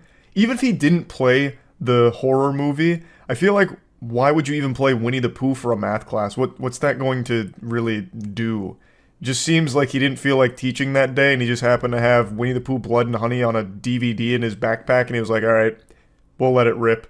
20 to 30 minutes to a movie called Winnie the Pooh, Honey and Blood. We need to go. This is the trailer of the film. It's rated NR, meaning not rated. The premise? 2 bloodthirsty murderers, one of them wearing Winnie the Pooh mask, terrorized a group of young university women. Now I've got to call into question the journalistic integrity here, because that's not what the movie's about. It's not 2 men wearing masks, it's Winnie the Pooh and Piglet. It's supposed to actually be them, so they got the plot synopsis a bit wrong here. But that's all water under the bridge, that's no big deal here. I love bad movies. I gobble that shit up more than Winnie the Pooh gobbles up honey. But this one was absolutely horrendous. And the kids got 20 to 30 minutes of it, according to the parent there. Which means they got quite a bit of gore and titties. So one of the first scenes, well, it's not one of the first scenes, but an earlier scene in the film, Winnie the Pooh is hunting down a woman. And after he catches her, he rips her shirt off and her titties start flopping around like they just got hit by NVIDIA jiggle physics. And he goes, "Ooga!" He doesn't make that noise, but he like stares at him like really wide-eyed because he's looking at breasts, and then he throws her in a wood chipper. All of that's very early in the film, meaning that 4th grade classroom saw all of that in their fucking math class. He didn't stop the movie, even though there were kids that were like, hey, just stop the movie, we don't want to watch this and whatever. How was that movie picked? So he said that the children picked it. It's not them to decide what they want to watch. It's up to the professor to like look at the content. Yeah, to me that seems like a load of fish paste. I'm calling dirty barnacles on that. I don't think the kids chose Winnie the Pooh Blood and Honey, but let's assume, suspend disbelief for a second, that they did. Why would it even be an option here? And when they were asking him to turn it off, why wouldn't you just turn it off? You know, like, it doesn't seem like this was accidental. It doesn't seem like, oh, you made your bedtime to lie in it. You wanted Winnie the Pooh Blood and Honey? You're getting Winnie the Pooh Blood and Honey, you little bastards. You fucking rapscallions. Just should have been able to instantly recognize that this isn't the type of film that should be playing for a 4th grade classroom. I remember that there was like celebration days in middle school where you'd have like a pizza party and a movie. This would be the worst pizza party ever. I'm just chowing down on a triple cheese pizza and I'm watching Piglet bisect a woman with a battle axe and I'm begging the teacher to please turn it off, but they're just doing this to me. Nope. Like, what the fuck? You're gonna sit there and watch it. It's part of the curriculum. This is math in action in the real world. It's like, come on, man. Just turn the fucking film off. They clearly didn't know what they were getting into when they allegedly chose this movie. Oh, I want a different professor for them. So you want him out? Yes. Did you address that to the school? Yes. And what did they say? That they were going to handle it internally like they always do, that they're very careful. I can understand not trusting this professor going forward. This is a really weird thing to do. It's not like an honest mistake, because the movie pretty much immediately makes it clear that it's not for kids. It's pretty aggressive. So, like, not turning it off after that and then refusing to turn it off even when the students are telling you to, that is some diabolical behavior. Like, fucking peeling their eyes open to make sure they're watching Winnie the Pooh and Piglet murder people and eat them and whatever. That is weird. I don't know what kind of disciplinary action the school board's going to take. Maybe refusing his access to DVD players or a VHS player or something. I have no idea. But I definitely get the parents not wanting their students to be in this person's class anymore. I saw this tweet kind of pop off in response to this story, and I just gotta share it with you because it gave me a hearty giggle. Mr. Smith sat at the head of the dim classroom, a bead of sweat running down his temple. Please stop, the children wailed. Emma passed out. We need to take her to the nurse. We can't stop, he thought. I can't stop. It's only a mistake if you admit it. We have to keep going. And besides, he pressed the volume up on the remote, drowning out the children's pleas as Piglet's chainsaw tore through a young woman's neck like wet tissue paper. Innocence ends. We all have to learn sometime. He was a teacher, and the children were there to learn. And the more I pondered this deep, profound narrative, the more I started to recognize that this may very well explain why he refused to turn it off. There's something that all human beings are innately born with, which is what I call the too far gone threshold, so fuck it. It's where you're too deep into something to admit that you've either made a mistake or too deep into something to back out now, so you have to see it through. We have all been there, where you just have to commit to something because you've already embarked on this journey for too long now. So I think in this case what may have happened is he starts the movie up truly innocent, not realizing that this is an inappropriate film for kids, but then it becomes quickly clear after the first murder, and maybe even after the first set of titties, that, you know, this is a problem. But he can't turn it off because then he admits a huge fault on his end, so maybe he just sat there like, shit, we've come this far. I can definitely think of a way of spinning this in, like, an educational manner. Okay, so perhaps the honkers, the two honkers, are representative of algebraic expression, the FOIL method, first, outer, inner, last, okay, yes. And Winnie and Piglet on a murdering rampage is a lot like slope-intercept form. Like, I actually do think there is real merit to this theory that perhaps he was just too deep in it and he thought it'd be worse if he just turned it off and admitted that he fucked up. So he just sat there trying his best, sweating profusely, to think of a reason why this film was playing for 4th graders. And ultimately, he couldn't come up with anything. The head of the school came forward with a statement as well, saying that they're also investigating and taking disciplinary measures here. I don't think they're letting the professor go, at least not from what I've seen about the story. It looks like they're looking at alternative methods, such as, like, don't ever play another movie in class ever again. But yeah, I just had to share this story with you all. I saw it first thing this morning, and man, what a fucking wacky one it was. That's about it. See ya. Lying on a job resume or bluffing your way to a job that you have absolutely no idea how to handle isn't the most uncommon thing in the world. My favorite example of this is George Lazenby, who played James Bond for a single movie. He made up his entire resume, lied about all of it in order to land the role, and played it one time and quit. Dude had no acting experience at all and must have forged the best summer reading report of a resume ever. So he got to be James Bond on Her Majesty's Secret Service, and I love the poster here far up, far out, far more. James Bond 007 is back. More like fucking Lames Bond. Jesus Christ, that hasn't aged well. That goes to show you how much we've evolved. That is not the best tagline now, but I do appreciate it. Point is, forging a resume, making shit up in order to get a job, that's not unheard of. And today I was thinking back to some classic controversies and examples of this happening, and I remembered like 4 or 5 years ago, there was a couple cases where people pretended to be sign language interpreters and landed roles in major productions such as news broadcasts or events and concerts, and eventually people that actually understood sign language called them out because they were signing complete nonsense. It wasn't even close. It was blatantly way off. They were up there just doing the fucking scat man with their hands, not making any sense. They were up there like popping and locking, doing like TikTok dances basically, and calling it sign language. Happened again. Another sign language interpreter accused of signing total gibberish. This time it was at the police news conference announcing an arrest in the Tampa serial killings. We will be charging 4 counts of first-degree murder. I don't know American Sign Language, but I do know she got one of those right. 4. I understood that one. A pretty high-profile case here, a serial killer, and I bet all the viewers that are hard of hearing must have been beyond confused as to the report that was being delivered from this lady. Standing off to the side, apparently translating every word, this woman. We received over 5,000 tips in this case. But it turns out, much of what she was signing was nonsense. She waved her arms around like she was singing Jingle Bells. I've got to admire the fake it till you make it attitude here, but unfortunately the only thing to make was a fool of herself. I decided to look at comments, which is usually very ill-advised. When you go into the YouTube comments, you're going into the swamp. But I really was curious if she was signing any real words at all, because even to my stupid, smooth little reptile brain, some of those did look like actual sign language, movements.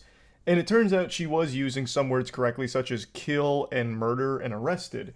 However, most of it was gibberish. Most of it was just actual mumbled nonsense. So when she was doing all that stuff with her, fingers, none of that was real. I could have been up there doing, the Hunger Games Mockingjay Part 1 salute, and I would have been making more sense than she was. It's also wild to think that anyone hard of hearing that would have been watching this broadcast might have been concerned for her health, because the way she's signing would have been like having a stroke. A ton of gibberish with a few words that get mumbled out would have been like going to an auction during a bidding war, where the auctioneer is just going fucking hog wild, like, yeah, do I hear 5 do I hear 5 I'm going 1 do I hear 5 25 over there 5 says one outraged sign language expert. The woman, identified as Derlin Roberts, has a string of arrests for fraud. So how did she come to be translating at last week's high-profile police news conference? I just didn't ask enough questions. I love this section where he just kind of pops in like, yep, it was me. I'm the fucking idiot. I did it. Like, he's just very upfront and honest, like a parent that caught their kid stealing a cookie from the cookie jar and just folding. Like, no, it was me. I did it. It's my fault. I'm the dummy. Point and laugh at me. Shoot your spitballs at me. I know. It was me. Also, at a certain point, I just have to admire this lady's grind. She was born for one purpose. Trolling. Like, her whole life has been nothing but fraud, and she still continues to go down that path. And she wasn't even getting paid for this, by the way. She did this just for the love of lying. So she had no experience signing, she also had a history of fraud, and still landed the biggest sign language interpretation position of that year. This serial killer broadcast was a huge one. I remember this vividly.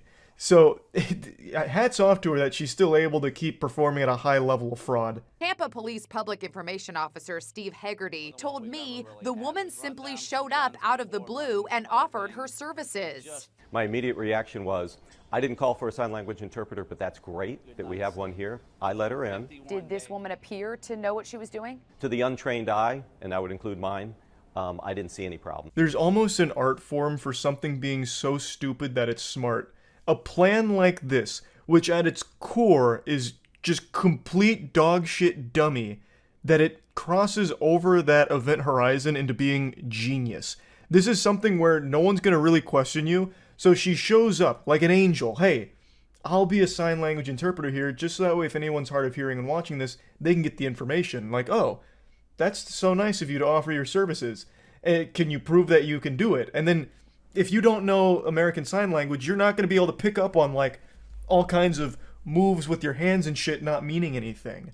So she could have easily faked her way into it, and she did flawlessly. Like the guy said, to the untrained eye, he had no red flags being tripped off, and they're not going to really background check someone that's offering their service for free, because what would be the incentive? Like, why would they be lying about it? This latest embarrassment comes 3 months after it was revealed that the sign language interpreter at a Hurricane Irma news conference, also in Florida, made no sense. The time to act is now. Haggerty is summing up the latest goof. We won't be using that woman again. Cops say this was not a crime, but it was an ethical violation. So we're going to get to that other sign language blunder in just a moment, because it also happened in Florida, and I also remember that one as well, because I'm from Florida. Now, as he mentioned, it's not a crime to be faking a sign language position, I guess. Since she wasn't charging for her service, she didn't defraud them or anything. She just lied to them and pretended she knew what she was doing. They got pranked, basically. I bet she was giggling the entire way home that she actually pulled this off. She must have like a Facebook group that they do these high-profile pranks in or something. Like, I don't know why she would do this other than just having fun with it, which is still such a wild activity, like a wild hobby, to just pretend to be a sign language interpreter. The time to act is now. It was an urgent Hurricane Irma evacuation order, but look at the sign language interpreter on the right. He's actually signing total gibberish.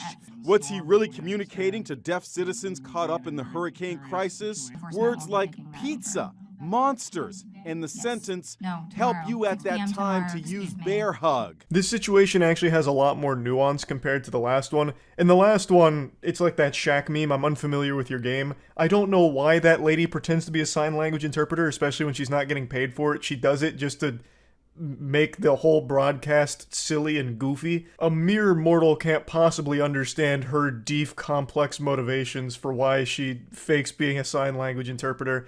But in this case, the guy did not want to do this. He was forced to. And he actually does have a sympathetic background and actually does have experience with sign language, but told them he wasn't comfortable doing this and didn't think he was cut out for it. So they mention here that he was signing real words like pizza and monsters, both of which could be applicable to a hurricane. A hurricane comes around, you're probably going to have pizza places being hit. Pizza's not safe. It's not like a fucking safe spot or anything. You might even have pizza flying around the hurricane that could be used as a projectile weapon. So maybe he had a whole spiel he was going to go into about pizza. Monsters. A hurricane is absolutely nature's monster. It's been called that since the beginning of time.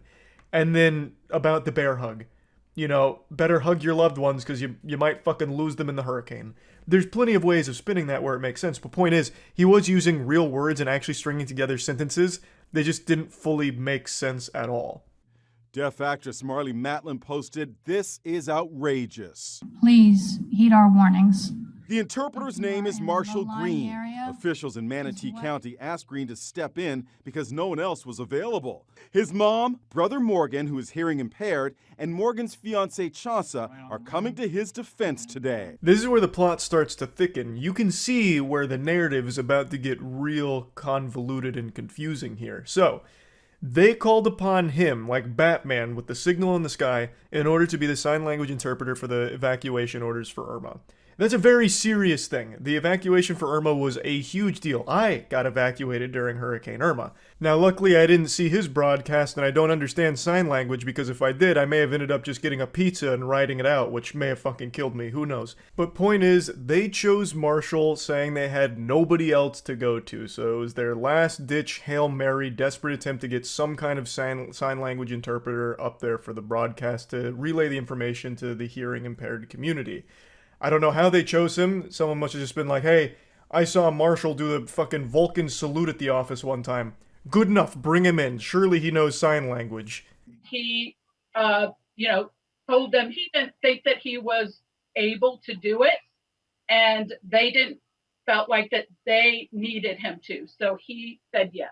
The vocabulary for an evacuation is very different than everyday language. I'm just asking, as someone hearing impaired, what your reaction is to this criticism. Chauncey signed my question to Morgan. He only did what he was told to do, so please leave our family alone. In this case, I really just don't blame Marshall for this situation at all. This is not his fault. He gave them warning that he probably couldn't do this and he didn't feel comfortable trying. His brother is hearing impaired, so he does know sign language, and his brother and family also confirm he does know sign language, but the vocabulary and the speed of the evacuation orders are very different than what he's used to, which is why he said he didn't feel comfortable trying it, but he still did the best that he could when they asked him to.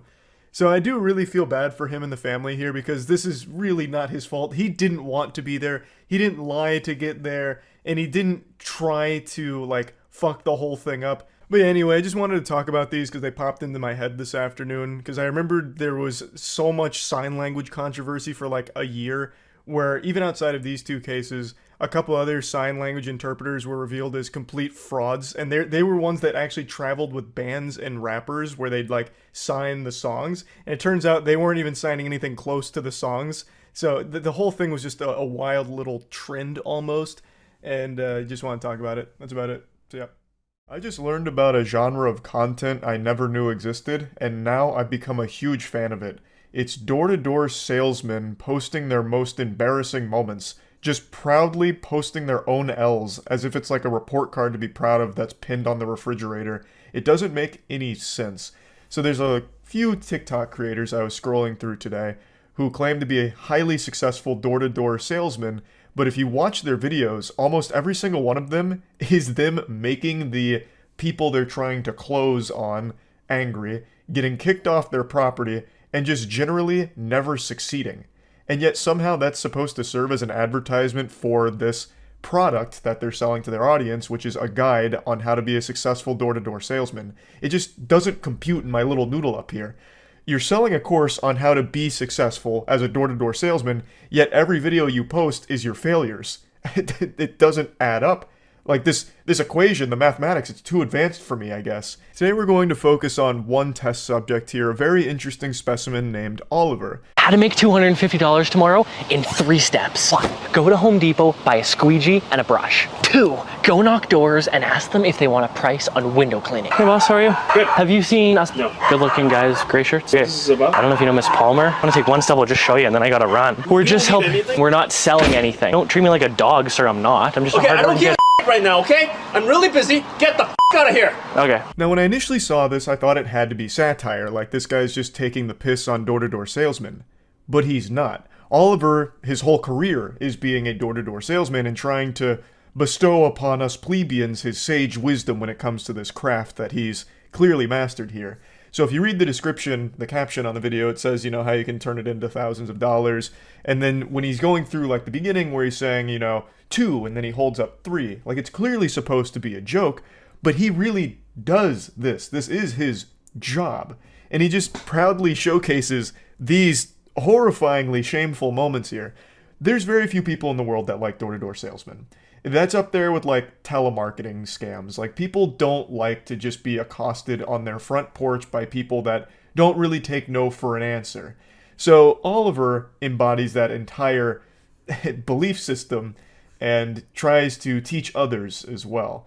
Now, he does sprinkle in a couple of successful deals on his page, but it's hidden like pickles on a burger in between all of the failures that he showcases. It's baffling. And sometimes the descriptions are just way off. So it'll be like, here's how you make $300 in 5 seconds. And then he doesn't make $300, it's not 5 seconds, and you're left with your dick in your hand wondering where it all went wrong and why Oliver lied to you. It's just really confusing because from everything I see here, he's not that great at door-to-door selling anything. So buying a course from him would be like buying a guide on how to get laid from an incel. And like the footage they use to promote the, you know, getting pussy book is footage of the writer, the author, going up to women and them saying, ew, no. It's like really weird to try and advertise your door-to-door salesman course with the footage that he showcases. Hey boss, how are you? Have you seen us? What do you mean? The good-looking dudes with blue shirts? No. You missed us. Show you super quick. We're giving a bit of a discount for dudes with glasses. So Oliver has a script that he never really deviates from. He is actually a video game NPC with only a few dialogue options. He always starts with, hey boss, if it's a man, and then he always says we're doing a bit of a discount for something that the person is wearing or something appearance-wise. Like sometimes, women with short hair, women with curly hair, and they're like, haha, thanks. And then he goes into his hard sales pitch here. You qualify. Give you a quick price. Yeah, that would be good. I love the setup back there. It's usually $309. Comes down to $209. We have a plan to paint, but we want to wash everything at the same time. If you have a phone number or something that they can call later. It's a job worth doing in a couple months. If things are worth doing in 3 months, they're worth doing today. I don't want to do that today. If I can have your phone number. Sure. If you call us back though, it's going to be $309. Yeah, I see that. If we could give you an awesome job, could we call it $149, give you a bit of a discount? If it's worth doing, then it's worth doing today. I don't want to do that today. He tries to really put the nipple clamps on him here. He wants to close this today, and he is not budging on it. So the guy is being very respectful. He's like, hey, maybe we just schedule this for another day. Really not feeling it for this afternoon. But Oliver, he's on the hunt right now. So he just keeps dropping the price lower and lower, hoping that he can get at least like $100-something out of this exchange, because he knows he's not getting a call back later from this or anything like that. So it's just desperately trying to keep making a sale here on this guy who's just trying to be nice and indulge in the pitch, but eventually doesn't work out. They go their separate ways. Oliver does sometimes get pretty aggressive though. He follows the same script, of course, but sometimes he seems to get hurt because I think he has a pretty high level of entitlement. Kind of the route coordinator Just tell me what you're doing. Showing's easier than telling. No. Come on, where? We're doing real good. We got the nicest I know. one in the street. I'd rate it A+. Sorry, We're just guys. doing... We're really happy with what we've got. What do you got? Go away. Go on. This is my property. I want you off it. But I haven't even told you what we're doing. I'm not interested. I don't do things at the door. Cool. Okay. People always say no to things they don't understand. Oh, don't. Have a great day. There's always one guy. I'm happy to check off the stubborn guy for the day. Have a good one. Insufferable. The elderly gentleman here isn't the bad guy. Nobody likes door-to-door salesmen. Like, plain and simple. There are very few people that enjoy that. And the ones that allow you to go through the whole kit and caboodle song and dance of what you're selling are the ones that are just too afraid to just say no to your face and close the door, because that's not an easy thing to do for most people. That takes a lot. And most people, it becomes kind of like a high-stress situation trying to figure a way out of it, but no one's usually interested. So this old man just being blunt about it isn't necessarily a bad thing. Another thing I notice a lot with door-to-door salesmen is they really like elderly people because they're much easier to manipulate into giving them money for a usually subpar service and something they legitimately don't need in any capacity. So this guy was just not having it. He's saying, no thank you. But Oliver keeps pushing. He's like, oh, you don't even know what I'm doing here yet. Oh, people always say no to things they don't understand. Just being a fucking insufferable asshole. Like, condescendingly talking to this guy as if he's an idiot for not doing this. And it's just trash. Like, I think that's just awful. So then that clearly gets him even more riled up. And then Oliver's like, hey, I'm checking the stubborn guy off the list. Like, what is this? Elementary school? Hey, Junior, listen, no gold star for you. You're a bad egg, not a good noodle. It's like, what the fuck, man? Like, you went up to him, he did not want it, you should have left when he said no, but that's not how you operate. When you hear no, you just keep pushing. It's all just super slimy, and of course nothing about him is genuine. He has set lines that he says to each person that he encounters because he doesn't even really view them as people. They're just potential money bags that he can grab a few bucks out of.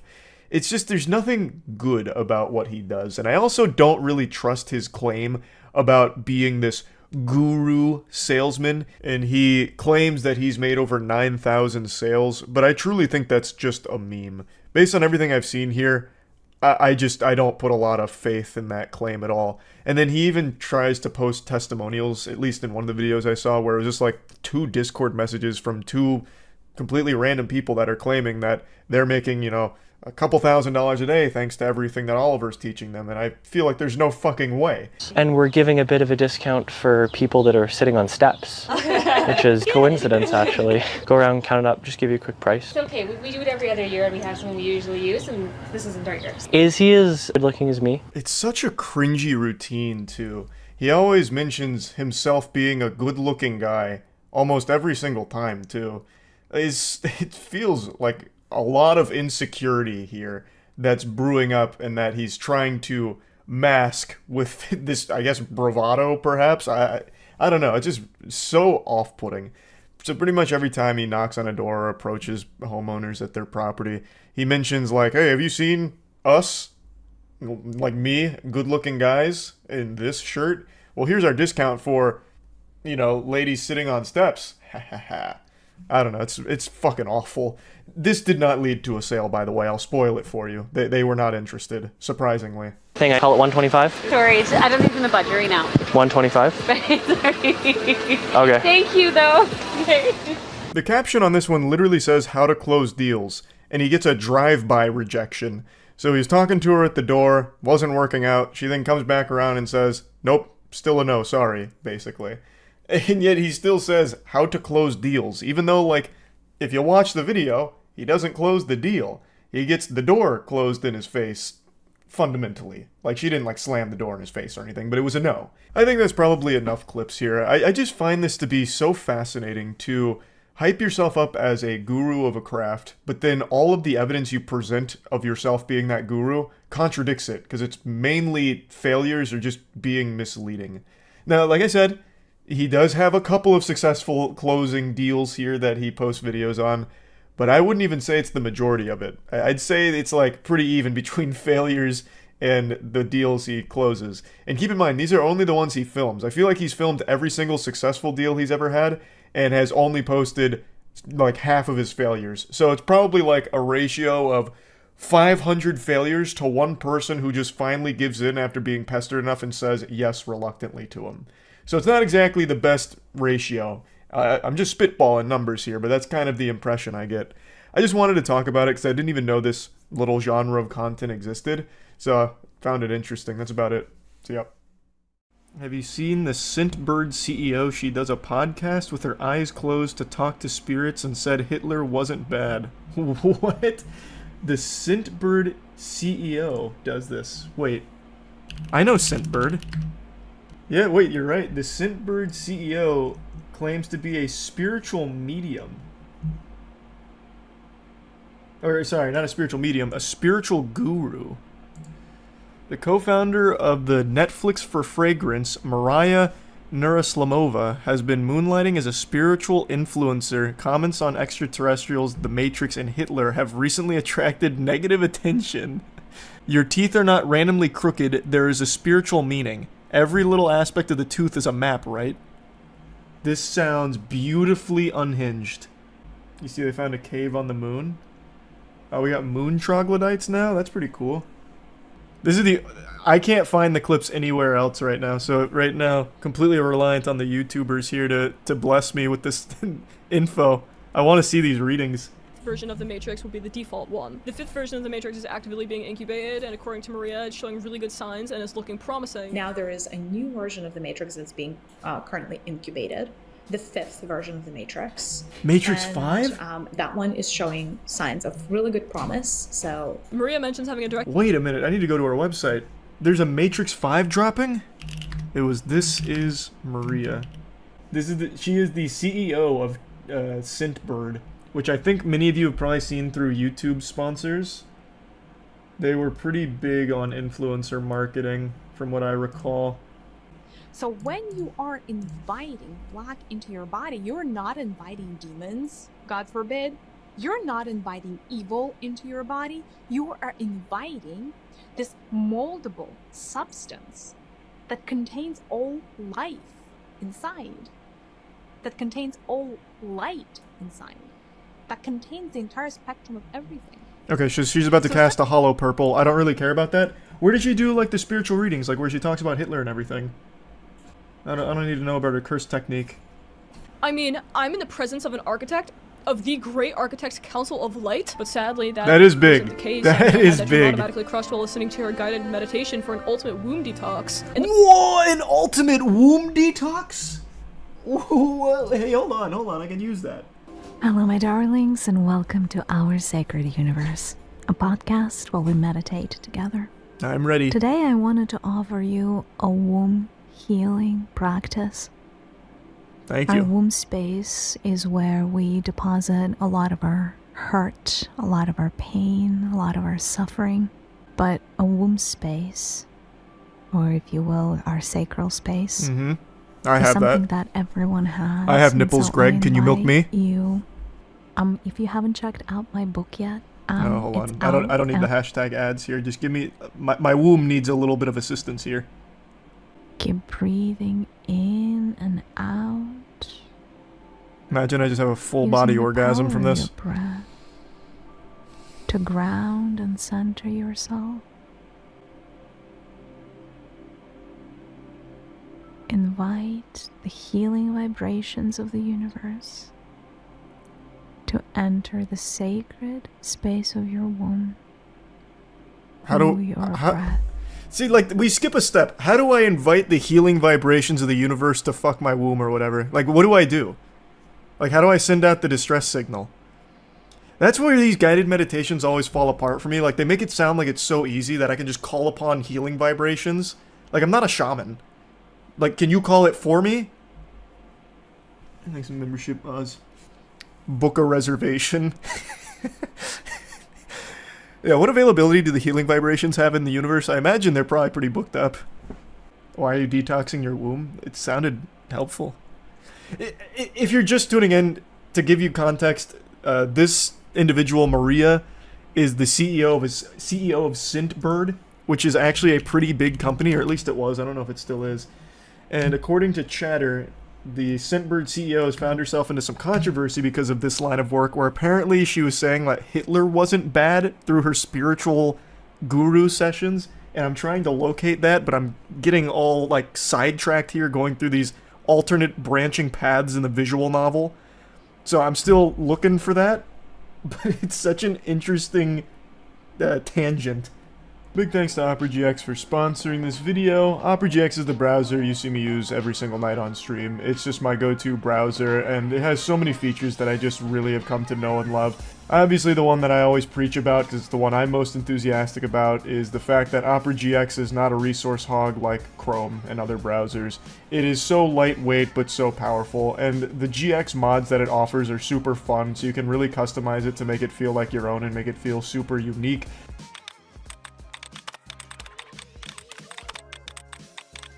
There's just so many things you can change and tinker around with. There's so many different ways of integrating extensions that you're already used to in other browsers to seamlessly transition them into Opera. They have the GX store. They just have so many features.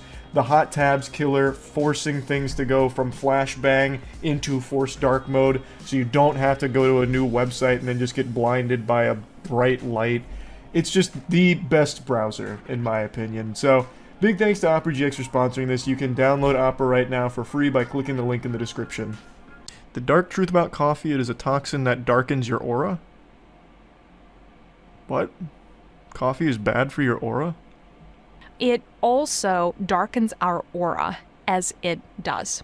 As it does so, as it works with our body. So it's almost like when coffee gets into your aura, it creates these little anchors or these little dots of itself. It's almost like it gives an energetic imprint into your body.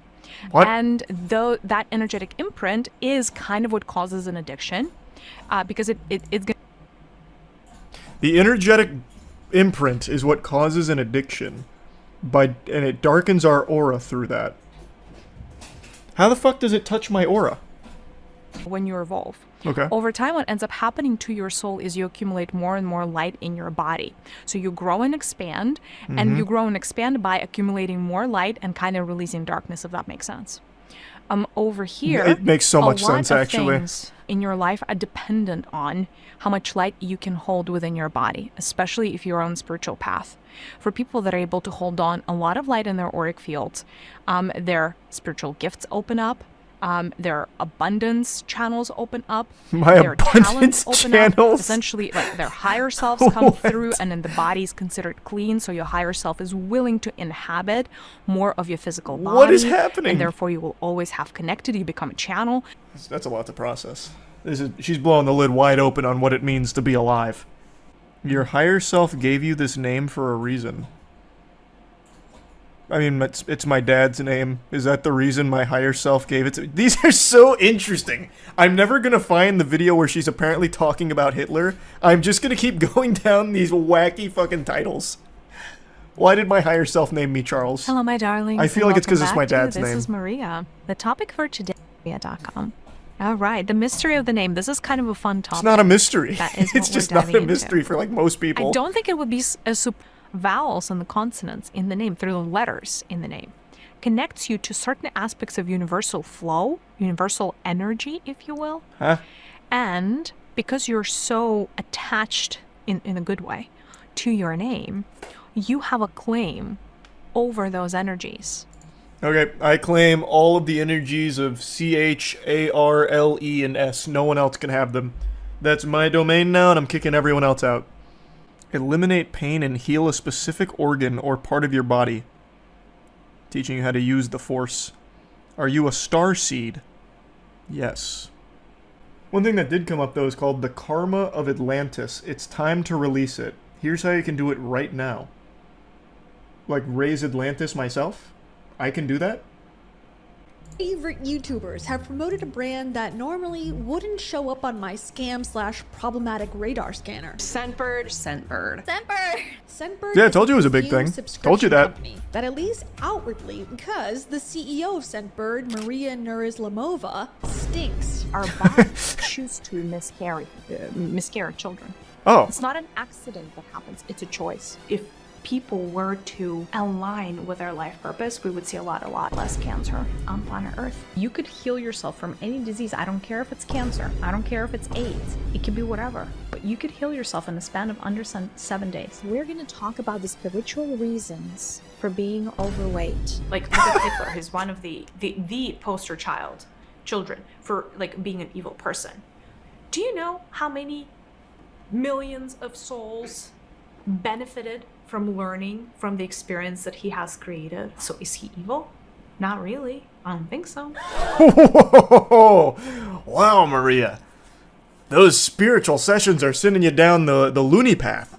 A lot of hidden agendas by the powers that be. And those hidden agendas remain hidden because there is not enough heart space energy in humanity to be able to bring them to light. The heart energy is always the energy of light. The heart energy is always the energy that essentially you emanate your energy from the heart. The heart is one of those energies that if your heart is activated internally, you can heal your whole body in a matter. I will say, if your heart isn't activated, you're probably not watching this video in the first place. You are dead. Most likely. Bearing some, like, very fringe cases. That is the power of the heart. It changes your internal ecosystem and it changes your external ecosystem. It just does. It is meant to. It is. Well, who knew? Who knew? It's like breathing techniques from Demon Slayer, but for your heart. It can do anything. It's just like a bunch of gobbledygook. This is like, there's nothing that binds these statements together. It's just like a random assortment of words that have no real meaning. This is the problem when I'm looking through pages like this. I get so distracted by so many cool titles. She has one here called Babies Control How Long Their Birth Is. Like, this is unhinged. God damn it. That's why certain births take so long, is in the state of resistance. If the baby's in a state of fear, if the baby doesn't want to access their masculine energies, the birth process is going to take longer. That's why someone... Wait, what? The baby doesn't want to tap into its masculine energies, so it doesn't want to be birthed?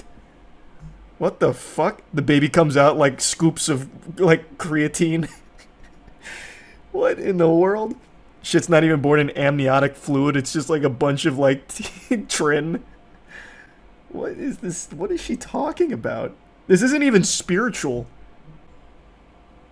I have a hard time answering the question about evil because there is such a big gap between how humanity perceives good versus evil and how, you know, even beings in the seventh dimension perceive The seventh dimension. Who's in the seventh dimension? the higher self perceives Glorbus? Like, let who alone how source are you communicating with in the seventh fucking dimension?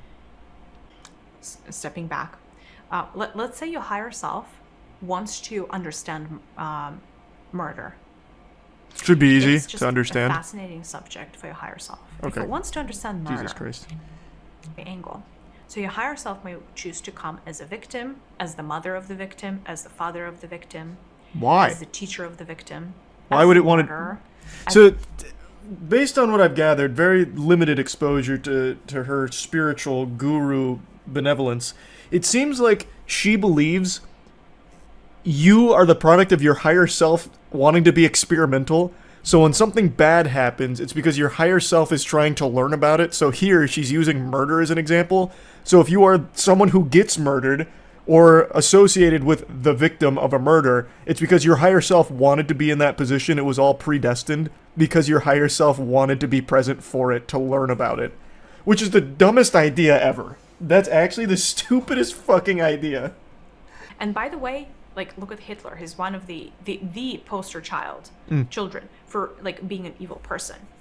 Do you know how many millions of souls benefited from learning from the experience that he has created? So The here, world serpent has put, awakened? You know, Like it's like, tier 1 look hell at and Goldie. a character like him and be like, oh, he's completely evil. And upstairs, his experience was the greatest, one of the greater, you know, sources of knowledge of, you know, of 3D planet Earth warfare. 3D planet Earth warfare. And that is benefiting What? so many different souls in on their. This is a very interesting take, Maria. So, there's a lot to unpack there, Maria. There's a lot to process. The healing vibrations of the universe have not been kind to her frontal lobe. Wow, that's interesting. That's very interesting. Evolutionary path. So is he evil? Not really. I don't think so. So interesting. So just it means that some higher selves choose to take this path, and it seems like it's maybe a bit less desirable when other ones, because we don't have that many murderers and mass murderers especially, right? But they still choose to do so for their own development. Like, well, do you want me to give you an even better example? Yeah. That was an incredible example, Do you think Maria. playing World of Warcraft is evil because you're killing things? like in a computer game, Yeah. people don't think it's evil. Yes. I know. Same logic. It's a computer game from higher self level. Like, fine. Like, I don't know. Any of those Same logic. Yeah, killing goblins in World of Warcraft is the same as Hitler for the Holocaust. You hypocrites. What an interesting character she is. Her higher self has very much done her a great justice. Her enlightenment is astounding. She's trolling. I don't know, she has a whole career based out of this, and apparently you can even pay for these sessions privately. But her main hustle is Scentbird, which, again, is a pretty popular product, or at least it was for a little while. She's the CEO of it. Or at least was. RPG games, I think RPG is what they're called, right? Like, where you, like, go and, like, murder, you know, all kinds of beings. They're not which way beings. Sunday, They're with all kinds pixels. of weapons, and you're like, I need this strength, and I need this skill, and let me have this gun, and I want a bigger gun, and even more bullets, and blah, blah, blah. I mean, you go in, you may have murdered 1,000 beings. They're not on the beings. screen, They're not real. And then you go on your merry way, and nobody's pointing a finger at you at work and being like, this is a mass murderer. But how is that any different? So that's what I'm That's saying. so Like, good. What you perceive as Oh evil my god. is not the same experience. Now, you as an avatar, right? You as a person who chooses to play a game, you choose what game you want to play, right? Like, you may go and play Candy Crush. You may go. She's so fascinating. Like, like she's dangerously stupid. Like, actually stupid to a level where it could be harmful to people around her. Like, there's nothing wrong with being, like, harmlessly dumb, but when you start to cross the threshold, the event horizon that she is, she's to the point where, like, she is actually probably a threat to the safety of those around her. Yeah, like, even her co-host is laughing at that. Alright, we don't have to continue down this rabbit hole. I'll stop. This kind of shit, though, is always just so interesting to me. The co-host is her husband, who is also co-founder and CPO of Scentbird. That must be a great relationship. Honey, I'm gonna have a cup of coffee. And Maria comes out, no! Slaps the coffee mug out of his hands. It's gonna darken your aura! Remember what happened when you killed that level 6 thug in World of Warcraft? You're just like Hitler! Most people view Facebook as uncool or only used by old people. And yeah, there's a lot of geriatrics on there that are just ranting about the government putting microchips in their Raisin Bran cereal, or how 5G radio towers have opened a portal to hell that has allowed reptilian vampires to invade us in secrecy. But it's not just for these kind of unhinged rants and old people. It's an undeserved reputation. Nothing could be further from the truth. Facebook has some of the best video content on the internet. Nothing but straight bangers on there. I myself didn't know the beauty of Facebook content creators. I was blind to their genius. My ignorance was embarrassing. I look back on the Charlie of 45 minutes ago in disgust that I could even exist without knowing how great Facebook content creators were. I discovered them through Popo Medic's channel. He recently made a video going over bad Facebook videos. Popo Medic is actually the same channel where I learned about Detroit Urban Threat Management Survival Fitness Training Arena Turbo Arcade Edition Team America Gladiators. And that's when my third eye really opened to the beauty of Dale and his self-defense training. So I went back to Popo Medic and I've been checking in on his channel every now and then since, and I saw this about Facebook creators and I was like, huh. I'd never really gone down the Facebook content creator rabbit hole, so this was completely uncharted waters for me. The creator we're going to focus on today, his name is Jabrizi, and I actually recognized him because he used to be pretty big on YouTube for doing magic tricks at rap concerts, and his magic kind of slapped, it was good stuff. But it looks like he's done a full-blown shift to making Facebook garbage. And when I say garbage, I mean like actual filth. It is shameless. So you know on YouTube how a lot of creators will pad their videos to get over the 10-minute mark because they make more money for it? Facebook has that same thing. If your videos breach the 10-minute mark, you make more money from them. And Jabrizi does it in a way that is so laughably shameless, I can't help but applaud it. Now, as always, don't harass anyone in the videos. Just don't be a douchebag. Anyone here?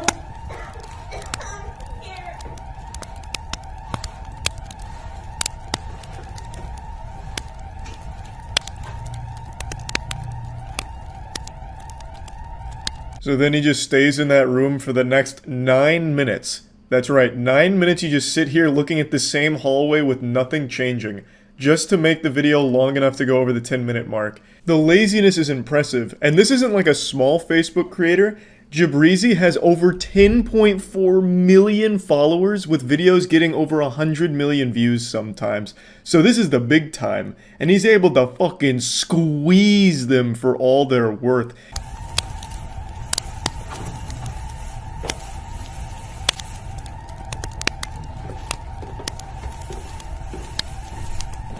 What a fucking hero. She comes out draped in an American flag, make me want to pump my fist and chug a Budweiser. He is only on screen for about 8 seconds of this 10-minute and 18-second video. The other 10-minute and 10 seconds of this video is spent on just a hallway with nothing happening and a stock alarm sound effect. The laziness is absolutely admirable. It is so fucking impressive what you can get away with on Facebook. It blew my mind when I saw this one here. And people in the comments eat it up. There are people like, yeah, thank you for supporting firefighters. This is amazing. I was glued to every second of this one. I was on the edge of my seat. But then there's also equal parts people being like, why is it so long? Nothing happens. It's a waste of my time. But it still has tons of views. He gets so much money off of doing these things. It's completely effortless, and he's striking gold. He really is. I can't even be mad at him. He literally takes a concept that is about 30 seconds worth of content, if you can even call it that. And here it wasn't even 30 seconds. It was literally about 8. He takes that and then just fills the other 10, 15 minutes with nothing. Literally nothing. He just literally has a still image, basically. An unchanging shot of nothing. It's like that, what's that guy's name? John Cage, the guy who went on stage and did 4 minutes and 33 seconds of nothing while he sat at a piano. He was supposed to give a concert, but instead he just sat there on his ass and just hung out for 4 minutes. And people applauded as a really incredible piece of art. That's basically what this guy does with every video, and he makes a ton of money from it. And you're gonna see the gift. It's directly to your right, okay? Ready? 3, 2, 1. Okay, uncover your eyes and look to the right. Now, you'd expect her to see that her 2 children are right there, but she doesn't. And then you would expect her to like open the present and see them shortly after. But she doesn't. They dragged this one on for 16 and a half minutes. Yeah, no fucking lie. It is constant edging and blue balls. If you can even call it that, because it's not like you're excited. You obviously know all of this is fake as long as you're not like actually senile or actually 2 years old. You clearly know this is fake. But the entertainment is supposed to be from like the feel-good nature of it, but here you don't even get that. It is just stalling and stretching and stalling and stretching. It is painful. So we decided Chris is only us three. My brother and my mom have two siblings, have two moms, past years, so we do 2 5 and now this is social stuff. We split their class on okay. We count down 5. No, it's I would say a pair of things, but it's more than one thing. Okay, I'm gonna spoil it. Okay. Okay. Okay. You gotta give it. Chris for the last gift. Let's show it. Just right. Okay. It's like you. Turn that off. Remember off the desk. Maybe we start gonna love this. 5, 4, 3. When I get to 1, just pop out, look inside. Okay. 2. Okay. Are you ready, Mom? Yeah, I'm ready. 1. Go. Okay. Just go. Just look. Just look. 16 minutes, 42 seconds. Christmas is over at that point. If you spend that long on a single present, all the food's cold and your family's already left. Uncle's already drank himself into a coma. Like, there is no reason these videos should be this long. Even if you're just trying to shamelessly stretch to 10 minutes, Jabrizi goes the extra mile and stretches almost to 20. I also love how in almost all of these videos, you can see how bored the people waiting are. Like, I'm surprised those two didn't just collapse and faint from blood loss from locking their knees standing up like that for so long. Like, I'm surprised deep vein thrombosis didn't start setting in. Their legs just atrophying from standing still for that long doing nothing. And you can really just see the boredom and pain on their faces. It is actually shocking what you can get away with on Facebook. It blows my mind that people will sit there and eat this shit up. Very, very important. Okay, very important, huh? Why are we out here alone? I don't have a husband.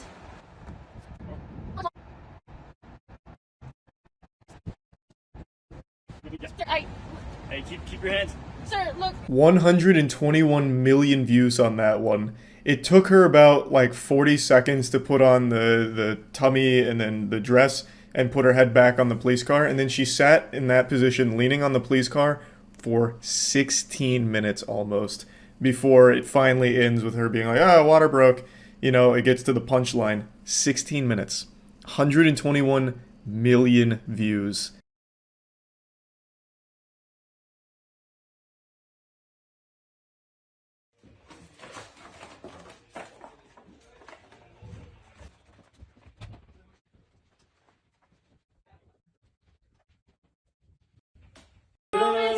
I really wasn't exaggerating when I said almost every single one of these videos is exactly the same like this, where they all stretch with nothing in there, just shamelessly padding for the most amount of money they could possibly get out of the system. It's fucking wild. Anyway, I just wanted to share this because it blew my mind to see this on Facebook. I imagine he's not the only one doing it. I imagine this is probably pretty common practice, but this is the only one that I saw. And probably the biggest, over 10.4 million followers that all watched this. So, yeah, I just thought it was interesting. That's about it. See ya. Surgery is a very scary thing. You are literally putting your life into someone else's hands. And unfortunately, sometimes those hands aren't focused on the task. They're focused on doing some of this. And maybe even a little of this. And God forbid, Lord help us, sometimes even this. What I'm talking about today is the dancing doctor trend. It's kind of dwindled in popularity after some of the doctors participating in it lost their license because of it, which I think is justice served. And in fact, I think that's not far enough. I think if you are a doctor who is compromising the health of their patient because of this dancing trend that you did, you should probably face a little bit more than just the license being revoked. You literally put their life at risk for some clout. Like, that's not an exaggeration to say. Now, this was a bit of a viral trend for a little bit. It actually predates TikTok. It actually was before TikTok, where for some reason some doctors got it in their fucking noodle that this would be like a really quirky, fun marketing thing for their practice, and somehow didn't recognize that this would scare the shit out of people, because no one wants their doctor to be the zany goofball who's going to, fool around during very sensitive surgeries. Would stop to film TikTok videos of them dancing with like pieces of their patients in their hands and using it as props, or just generally dancing or filming skits while operating on a patient. Just imagine that nightmarish scenario. You're about to go unconscious from the anesthesia, and as your eyes are closing, you hear the tick-tock 3-second countdown. And when it hits 0, you just go straight to Valhalla. It's such a terrifying thing to think about because surgery is so sensitive.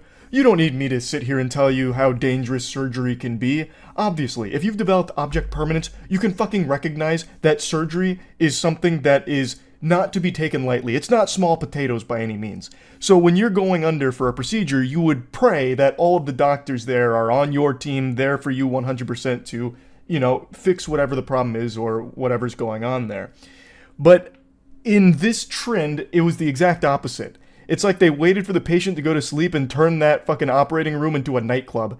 Hey, is the idiot asleep? Perfect. Drop the disco ball, bring in the dancing lobsters. Jill, hit it. Where are my boner jams? We're filming a TikTok. And it led to some problems. Now, the one I want to focus on today is a video that actually was very popular a few years ago and is making the rounds again because there is a follow-up to this story that I'd like to get into after showing it to you. Latoya Arsheen was among the first to see video of Dr. Wendell Boutte making an incision and mugging for the camera while the rap song Cut It played. I don't want to get DMCA'd, so I'm not letting the song play, but you know how the song goes. You need to cut it. Little acapella for you. That's Arsheen on the table. Cut It is your song, girlfriend. You did awesome. The photo release form is signed only by a member of Boutte's staff. Where Arsheen was supposed to sign is blank. I feel disrespected on a lot of levels. The song's playing here again while they're dancing with a portion of her flesh. This is actual Ed Gein type shit. This is diabolical. That's like something a Dark Souls boss would do. Use flesh as some kind of instrument. That is so disturbing. Like, I don't know what they were expecting with this video when they posted it. Like, did they think this would become like the official music video for Cut It or something going forward? Or like, I don't know how they thought this was a good idea and how they wouldn't get in trouble for it. Like, this is not what you would want your doctors to be doing while you're under. Because then you have to start to question, well, what else did they do that wasn't filmed? Like, I woke up from the surgery and my butt was a little sore. I'm questioning a lot of things now. Like, what's going on? Like, this is only what they filmed. Far more horrible things also could have been happening off camera. And even what happened on camera is unacceptable. It's just so fucked. Do you think that's your flesh? I think it is, with the Cut It, the remainder of the song. Former patients have now come forward with complaints. Arsheen plans legal action not just about the video, but about her results. How does your body look now? Disfigured. So according to her, her body is disfigured as a result of the surgery, and from what I can tell, many other complaints say the same thing, that they had less than stellar results. As you would probably guess if your doctor was more focused on making TikToks as opposed to the actual surgical procedure they were supposed to be focusing on. You'd probably have better luck getting your surgery done by some mysterious shady goober off the black market. You'd be risking your kidneys, but in a practice like this, you're risking your whole life here, because you might just die on the operating table because they were too busy focusing on hitting like a fat fucking Gangnam Style while you're under on the table. Really dated myself on that one because I couldn't think of any of the new dance trends, but you get what I'm saying.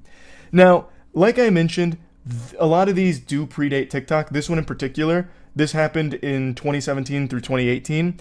And it was posted to YouTube and Instagram. But this trend did persist all the way into TikTok, and I'm sure some of you have seen more recent headlines about some dancing doctors on TikTok that have also faced some repercussions for that, luckily.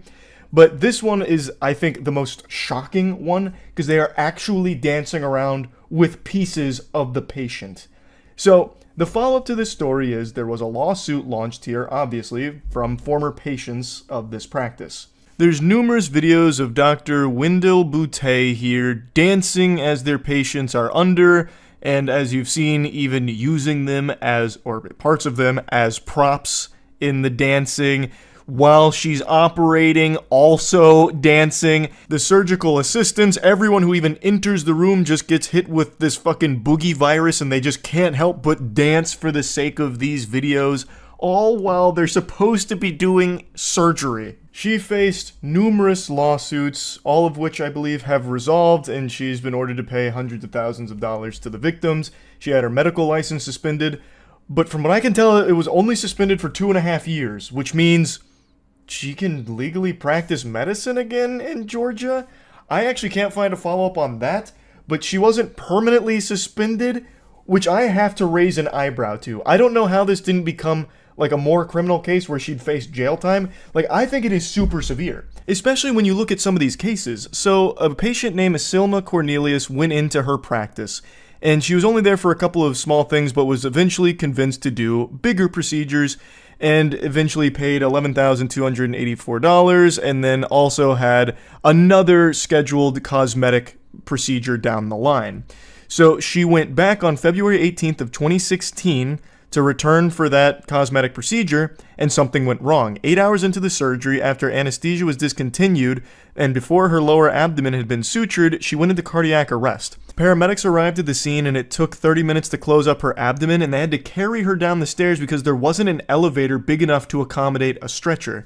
And by the time she arrived at the medical center, she was in severe distress, unresponsive, and unable to breathe without a ventilator, and suffered a severe and debilitating catastrophic brain injury, and left her reliant on a feeding tube and around-the-clock care. The quirky dancing doctor was legitimately ruining people's lives, disfiguring them permanently, and in this case, leaving a woman with permanent brain damage. Under no circumstances should she be allowed to practice again.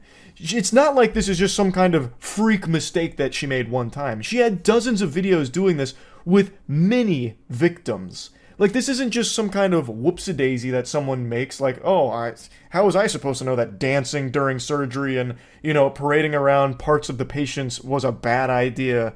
Like, what do you mean? This is new information that nobody knew. Like, I couldn't have avoided this. This was truly inevitable. It's fucking ridiculous. I really think she got off very easy in this case. Yes, she was ordered to pay back hundreds of thousands of dollars to some of the victims, but she was also an extremely successful dermatologist. I don't think that hurt her very much. Like, she got off of this, in my opinion, very easy. Now, the anesthesiologist in that Cut It video you just saw also faced some legal problems as well, but he was actually cleared of malpractice last year. In that video I showed you with Cut It playing, Dr. Roland Pinkney was in there dancing as well. He was the anesthesiologist that day, and he was facing some legal issues here, but was ultimately deemed not liable in any way for what the victim had experienced. As a result of this, 100% of the fault was put once again on Wendell, and basically they were arguing that him dancing was not a breach of care. Like, the argument they made ultimately was that it was just him being less than professional, but him being unprofessional doesn't constitute breaching the medical standard of care that he needed to uphold. I have to firmly disagree here. I feel like anyone in that operating room should know that you shouldn't be filming fucking YouTube videos and TikTok dances while you are in the middle of a surgery. Now, in his defense, he was under the impression that the patient consented to having that kind of content made during the procedure. So it does get a little fishy there with exactly what he was aware of. That is a weird thing to consent to. I don't imagine there's many people out there that would be super happy to see themselves under the knife and having their doctors like dance around with their flesh. So that still seems a little odd to me, but ultimately he was found not in violation of that medical standard of care. It was no malpractice on his end was the verdict. But yeah, pretty fucked up situation that I just wanted to talk a little bit about because I dove into it pretty deep today. That's really about it. So yeah. I've used Uber and Lyft hundreds of times each, Uber more than Lyft, and I've never had a notably awful experience before. I've never gotten into a car and felt unsafe. I look at my driver and he's wearing like a trench coat and sharpening a hacksaw and then winks at me. I've never had like a really bad time with ride sharing. The only time it got wacky and weird was one time I took an Uber leaving the bar, and on the way home, I was convinced I was in the car with a prophet, like an angel. We were driving on the interstate, just two boys being dudes, and out of nowhere, the Uber driver pulls a prophecy out of his asshole. He said, "This guy's about to hit the median." And at first, I didn't know what he was talking about. I thought it was like a riddle that I had to solve or something to get money off of the Uber rides. I was like, oh, the answer is time, But then I realized he was talking about the car in front of us, obviously. And it felt really weird to me because the car wasn't doing anything weird. We were behind them for a little while, like maybe a mile or two, and they weren't driving erratically or recklessly. They didn't look like a drunk driver or anything. And then out of nowhere, a couple of seconds after he said that, he like willed it into existence. The car swerved and scraped against the median and then tried to get back into the lane. Out of fucking nowhere. I was like, oh my god, we are living in a simulation. But yeah, that was my weirdest experience with Uber and ride sharing in general. But of course I've seen the horror stories, like the absolutely awful ones, and this is one of those. This is a pretty special one. You know, I'm just trying to ask you to go to speed limit is all. I'm saying I'm gonna go. Oh.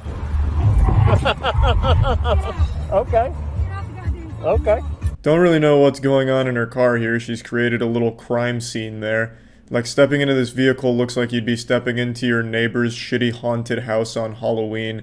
It's just really goofy looking. I don't get it. I guess it's supposed to be early Halloween decorations. She's got like a blow-up sex doll in the passenger seat. Or maybe it's there to like prevent her passengers from getting up front. Like, hey, you can't sit there. Clearly, this inflatable Mr. Krabs doll's taking that seat. So just get in the back, alright? You know, I don't even know what the fuck it is. I mean, maybe it's an inflatable clown or something. I couldn't tell you, but it's pretty weird stuff. Now what happened is the passenger asked if they could roll down the window and drive the speed limit, which I think is a pretty reasonable request because this lady's out here driving like it's Grand Theft Auto 5. I was half expecting her to try and ramp this vehicle off of a parked tow truck. She's treating it like it's Fast and Furious universe and she's trying to catch Dominic Toretto. So it's not like the passenger's being an asshole or anything, just asking, hey, can you drive the speed limit so you don't kill both of us here? And that just sets her off. She loses her goddamn mind there. Slow down! Fucking yanks on the e-brake and does a 360. Suck on this, pussy fart! You can hear, like, this tires start screeching. She completely takes her eyes off the road, turns around and starts swiping at the camera like she's a kaiju, like Godzilla trying to knock over a building. And then meanwhile, the passenger's laughing the entire time. The absolute fucking dick on this man. The fucking balls of pure adamantium to laugh through an experience like this is inspiring. They could have very easily died here. The driver went feral and totally forgot they were operating a vehicle. This could have ended up like the Billy Madison scene where O'Doyle Rules just fucking shoots their car off a cliff like a missile. And meanwhile, the whole time, the guy's just giggling about it. All right. Well, you got to. Hey, you're gonna have to open that trunk. I'm not going anywhere until you open that trunk. Unironically, she starts squealing. Literally squealing. This is what a small dog sounds like when it's trying to intimidate a larger dog, but it's also very afraid as well. It actually sounds like somebody stepped on a toad. It is shocking that a human being can make this noise with their vocal cords. This is what it sounds like to smoke 15 packs a day. All right. Well, you got to. Hey, you're gonna have to open that trunk. Sorry to hit you with the surprise instant replay on the Jumbotron. It's just I'm so impressed with her ability to hit this screeching note. This is the brown note. Like, hearing that makes a human being involuntarily shit themselves. This is such an abhorrent sound. It's like someone's recorder broke, but they still desperately tried to play hot cross buns on it. Nope. You're gonna have to get my bag out of your car. I just want my bag, man. That's all I want was my bag. Thank you. Thank you. Thank you. Thank you. Yeah, I'm no Phoenix Wright Ace Attorney, but I'm pretty sure this is a highly illegal act here. You can't just pull over on a busy interstate and kick out the passenger, because they could easily just get hit by a car and die, and you're fully responsible for it. What a remarkably reckless decision from this asshole here. But credit where credit is due. She did slam him with a real humdinger, saying, fuck you and fuck your mom too. So she tossed in a your mom there, so she really got him. I was really hoping she'd double down and go for a D's nuts as well. Just be like, hey, yeah, you can you get off at the D's exit and find another lift. D's nutties. Then she fucking peels out, drifts in there. But she handled herself like a professional, only sticking with a your mother statement as she launched his suitcase across the road. Me too. So she's running around barefoot like a hobbit, threatening an Uno reverse card, saying, well, I'm also filming everything, so that way we have two angles of how stupid I am and how reckless of a driver I am. I don't think there's any world or any multiverse out there where there's a single reality where what she was doing was justifiable. She was driving extremely fast and reckless. She turned around to swipe at the guy's phone while driving extremely fast, tires screeching, and then pulling off to the side of the road to kick him out. Pretty hard to defend stuff, I'd say.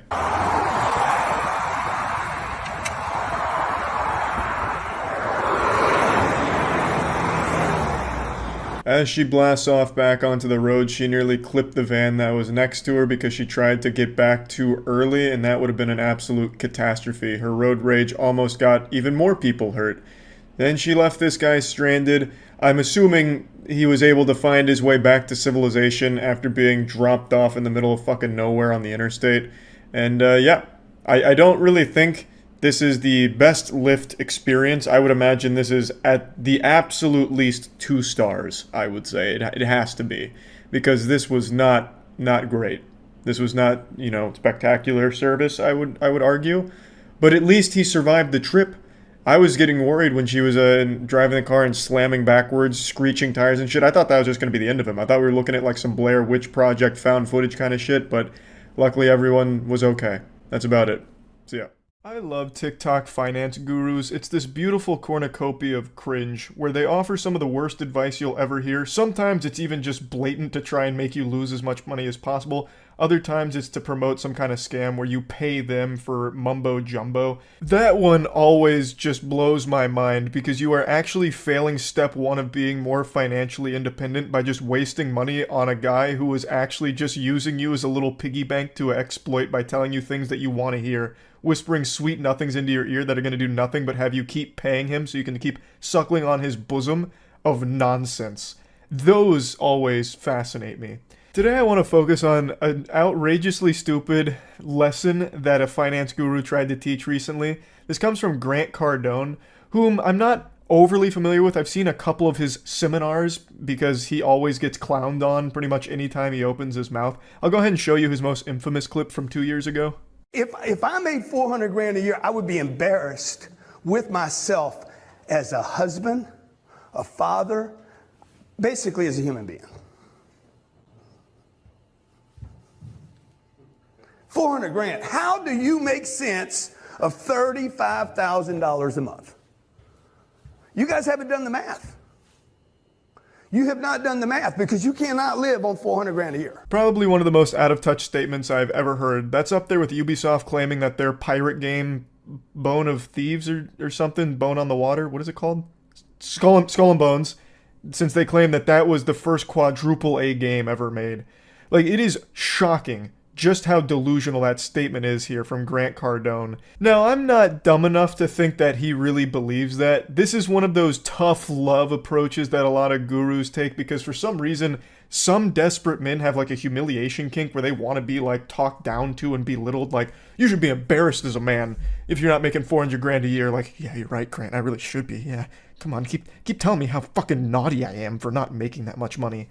So he's just going through this grifting where it's like, if you're not making $400,000 a year, you're subhuman, you're a worm, you're pathetic, you make me sick. One of you come up here so I can beat your ass for not making $400,000 actually, please. The shit he's spouting is so over the top that I think it's pretty obvious that he doesn't actually believe any of it. $35,000 a month he claims you can't live off of. The fucking citizens of Narnia would recognize that that's a ton of money to be living off of, and they wouldn't even be familiar with our currency. So the point is, he's just saying the things he thinks people want to hear from this audience in order to try and make money off of them. Now, Grant Cardone made all of his money through real estate. He made an absolute killing, and he's a multi-millionaire now. And so he's changed his target to basically just trying to take advantage of desperate people that are looking to him to try and improve their financial security. But I'll tell you one thing, Grant Cardone is not giving you the tools to improve your financial situation. He's actually just making it worse for you because you're paying him. Like, you are losing money to get nothing in return. There's no value in any of the lessons I've ever seen him teach, especially not the one that I really want to focus on today. Every 15-year-old kid should be doing this right now. If you're getting an allowance of $300 a month, buy a piece of real estate that pays you $30 a month. Only use the 30, don't touch the 300. But how would a young, normal person get money? Allowance, side jobs, side hustles. I was 14 years old. I was working every weekend. I was mowing lawns, doing whatever I could to get some extra money. Hey, pal. You just blow in from Stupid Town? It's actually impressive just how much dog shit he was able to fit in only 20 seconds. That is an achievement, that he was able to drivel out so much trash in only 20 seconds. There's like a million things you can point out as being just blatantly wrong here. So let's go ahead and dive in. Let's perform a little colonoscopy on this. $300 a month allowance grant.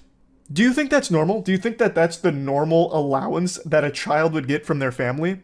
That is an absurdly high allowance. At that point, your family's already pretty well off. If you're getting $300 a month as a 15-year-old, why don't you just call over your butler Jeeves and ask him to grab a couple gold bricks out of the family safe? Then you've already succeeded as a millionaire. You don't even need Grant Cardone's advice on how to accomplish it. That is so fucking stupid as a number to be throwing around. But even setting aside that unrealistic pipe dream of an allowance as a 15-year-old at $300 a month, let's just say somehow you had that. Grant, as a 15-year-old, how are you going to start investing in real estate with $300 a month? You're never going to get approved for a loan as a 15-year-old that is getting $300 a month as an allowance. It's not even tied to a fucking job. So good luck finding any reputable place that's going to give you a loan for real estate. You are also 15 years old, so you can't even legally purchase real estate without someone co-signing with you.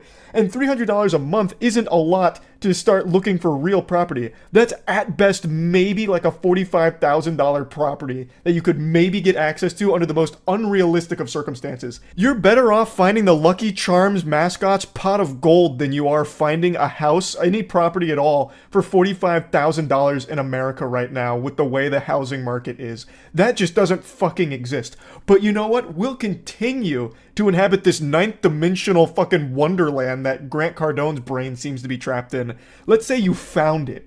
You're not getting a loan. At $300 a month, you're going to have to do a down payment on this property, and that down payment's probably going to be multiple thousands of dollars, which you're not going to have from the $300 a month unless you had already previously saved up for a couple of years beforehand to afford this down payment. You can't do this. It's impossible. It's actually impossible. And Grant Cardone is a real estate multimillionaire. He knows this, but he thinks everyone that follows him is a stupid fucking bumbling Neanderthal. And he might be right, I guess, if anyone actually thinks this is legitimate advice that he spouts out of his fucking mouth. This is so foul. It's so wrong. It's unbelievable. I also hate that so many kids see this, and I bet there's a not small number of them that actually think this is what they should be doing, being told that this is what every kid needs to do in order to make money. And maybe one day down the road, against all the odds, a 15-year-old does actually succeed and become a landlord. My heart breaks whatever family has to deal with that nightmare, that hell. In between tilted tower drops on Fortnite and playing Roblox with the squad, he then goes and collects money from his tenants. Oh, God, that's so miserable to even think is a possibility. But in Grant's world, he thinks that's what kids should be doing. It's actually incredible how often the financial guru advice boils down to step 1, start rich, or step 1, don't be poor. And he's even brainwashed his own daughter. Like, she does some videos on his TikTok page, and I'm not here to like insult her or anything. It's definitely not her fault. She's like 15 years old, but her father has really convinced her that this is like a normal thing that every kid has access to. So she posted a video about how she's going to be a millionaire before she's 20, and gave advice to kids her own age on how to accomplish a similar feat. I'm gonna be a millionaire before I'm 20, and this is how. I work for my dad's company. I have a contract with them, and I get paid every month. That money then goes into real estate, where I get some passive income I get to go spend. I'm just gonna stop it right there because the entire tutorial is I work for my dad's company. That's how I'm going to be a millionaire by the time I'm 20. And it's not like she really works for the company. She gets an allowance from her father, which is like 50 grand a year, at least according to TikTok, where he's giving her like bonuses based on performance of TikTok videos. So the advice is literally be born to a rich family. Like, that's not something most people can follow. 99% of the population is going to fail step 1 there because they literally can't just work for their dad's multi-million-dollar company. It's not feasible. And yet, this entire page, Grant Cardone's entire online career is built around selling this kind of nonsensical idea. oh, it's so easy, everyone can be rich, just give me money and I'll unlock the secrets for you. And then the secret is basically, hey, don't be poor. Invest in real estate at 15 years old with your $300 a month allowance. What, you guys weren't doing that already? It's so easy. Come on. But anyway, I just wanted to shoot some spitballs at Grant Cardone a little bit here today. That's really about it. See ya. Every time you see a robbery in a movie or something, it's always super impressive. They'll have like these incredibly well laid out plans, full-blown Ocean's 11 type shit where they'll have like a getaway driver, 15 aerospace engineers on standby just in case they need them. They'll have like Jimmy Neutron in the lab cook up some crazy device to break into the big vault for millions of dollars. And it just always seems like, damn, you have to be a galaxy brain, 10-digit IQ mastermind in order to be a professional criminal. But then when you watch like a heist or a robbery in the real world, it's nothing like the movies most of the time. The plans are laid out in crayon 3 seconds before executing them. They're not looking at building blueprints. They turn their brain off and just go fucking wacky. They get insano style.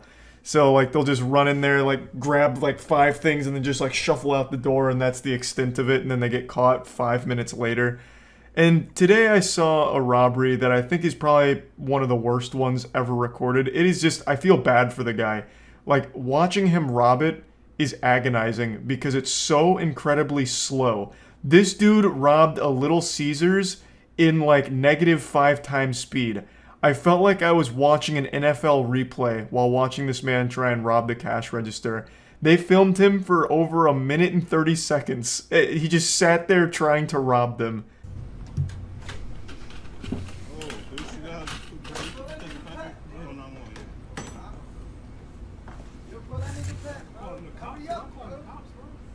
At first glance, I thought this was Pay Money Wubby robbing the place, and I thought to myself, God damn, he is really doing everything he can to get to the bottom of his turd kebab mystery. But then I realized that this is just like a generic default character in GTA Online. This was just like a preset. This guy is coming in here not even trying to disguise himself. Like, he didn't even bother to cover his face. He put on sunglasses, but they're too loose and they keep falling off. It's a disaster.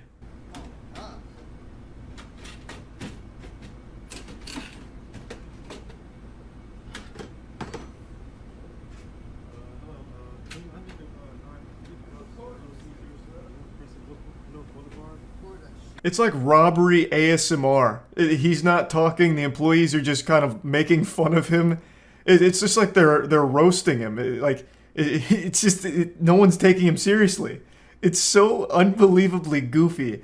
And the thought process here to rob a Little Caesars, bro, the pizzas are $5. How much money do you possibly think you can get from the cash register? He was better off just taking the whole register and trying to sell that. He would have made more money that way.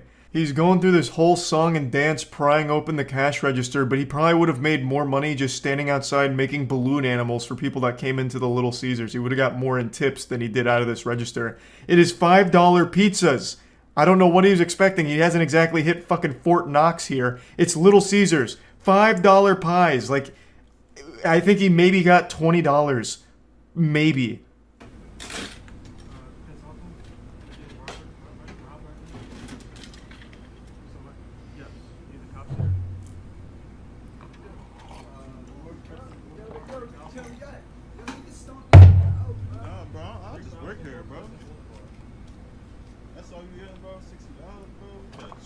I absolutely love that response from the employees. No, I just work here. Like, I'm not gonna risk my life. I'm not gonna beat this man's ass and risk, getting myself in trouble for the sake of saving $60 for Little Caesars. I don't care that much. I'm not paid to be like a fucking Little Caesars gladiator and fight for Little Caesars honor. That's the right way of handling things. Just the employees like, hey, all right, you're robbing it? Okay, I'm not gonna stop you. I'll just call the police, which they do. And then they just sit here and record all of it for evidence. And this man just keeps flashing the camera with his whole goddamn face. They did the absolute perfect thing here in this situation.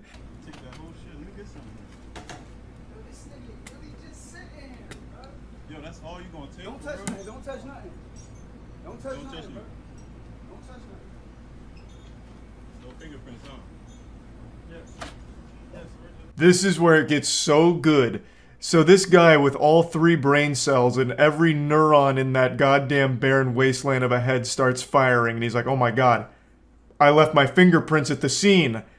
I know what happens next. I've watched CSI Miami. So he goes back in and tries to wipe down the register, as if the fingerprints are the main concern here, even though he's flashed his whole face with no sunglasses to the camera like 8 times by now. And he's doing all of this in the slowest speed imaginable. He's entered cruise control. Like, there's so much evidence here, and the one thing he's concerned about is fingerprints. So he goes in and tries to clean the scene. Very thorough job too. But greed gets the best of him. He became gluttonous. So he goes in for more money, leaving more prints.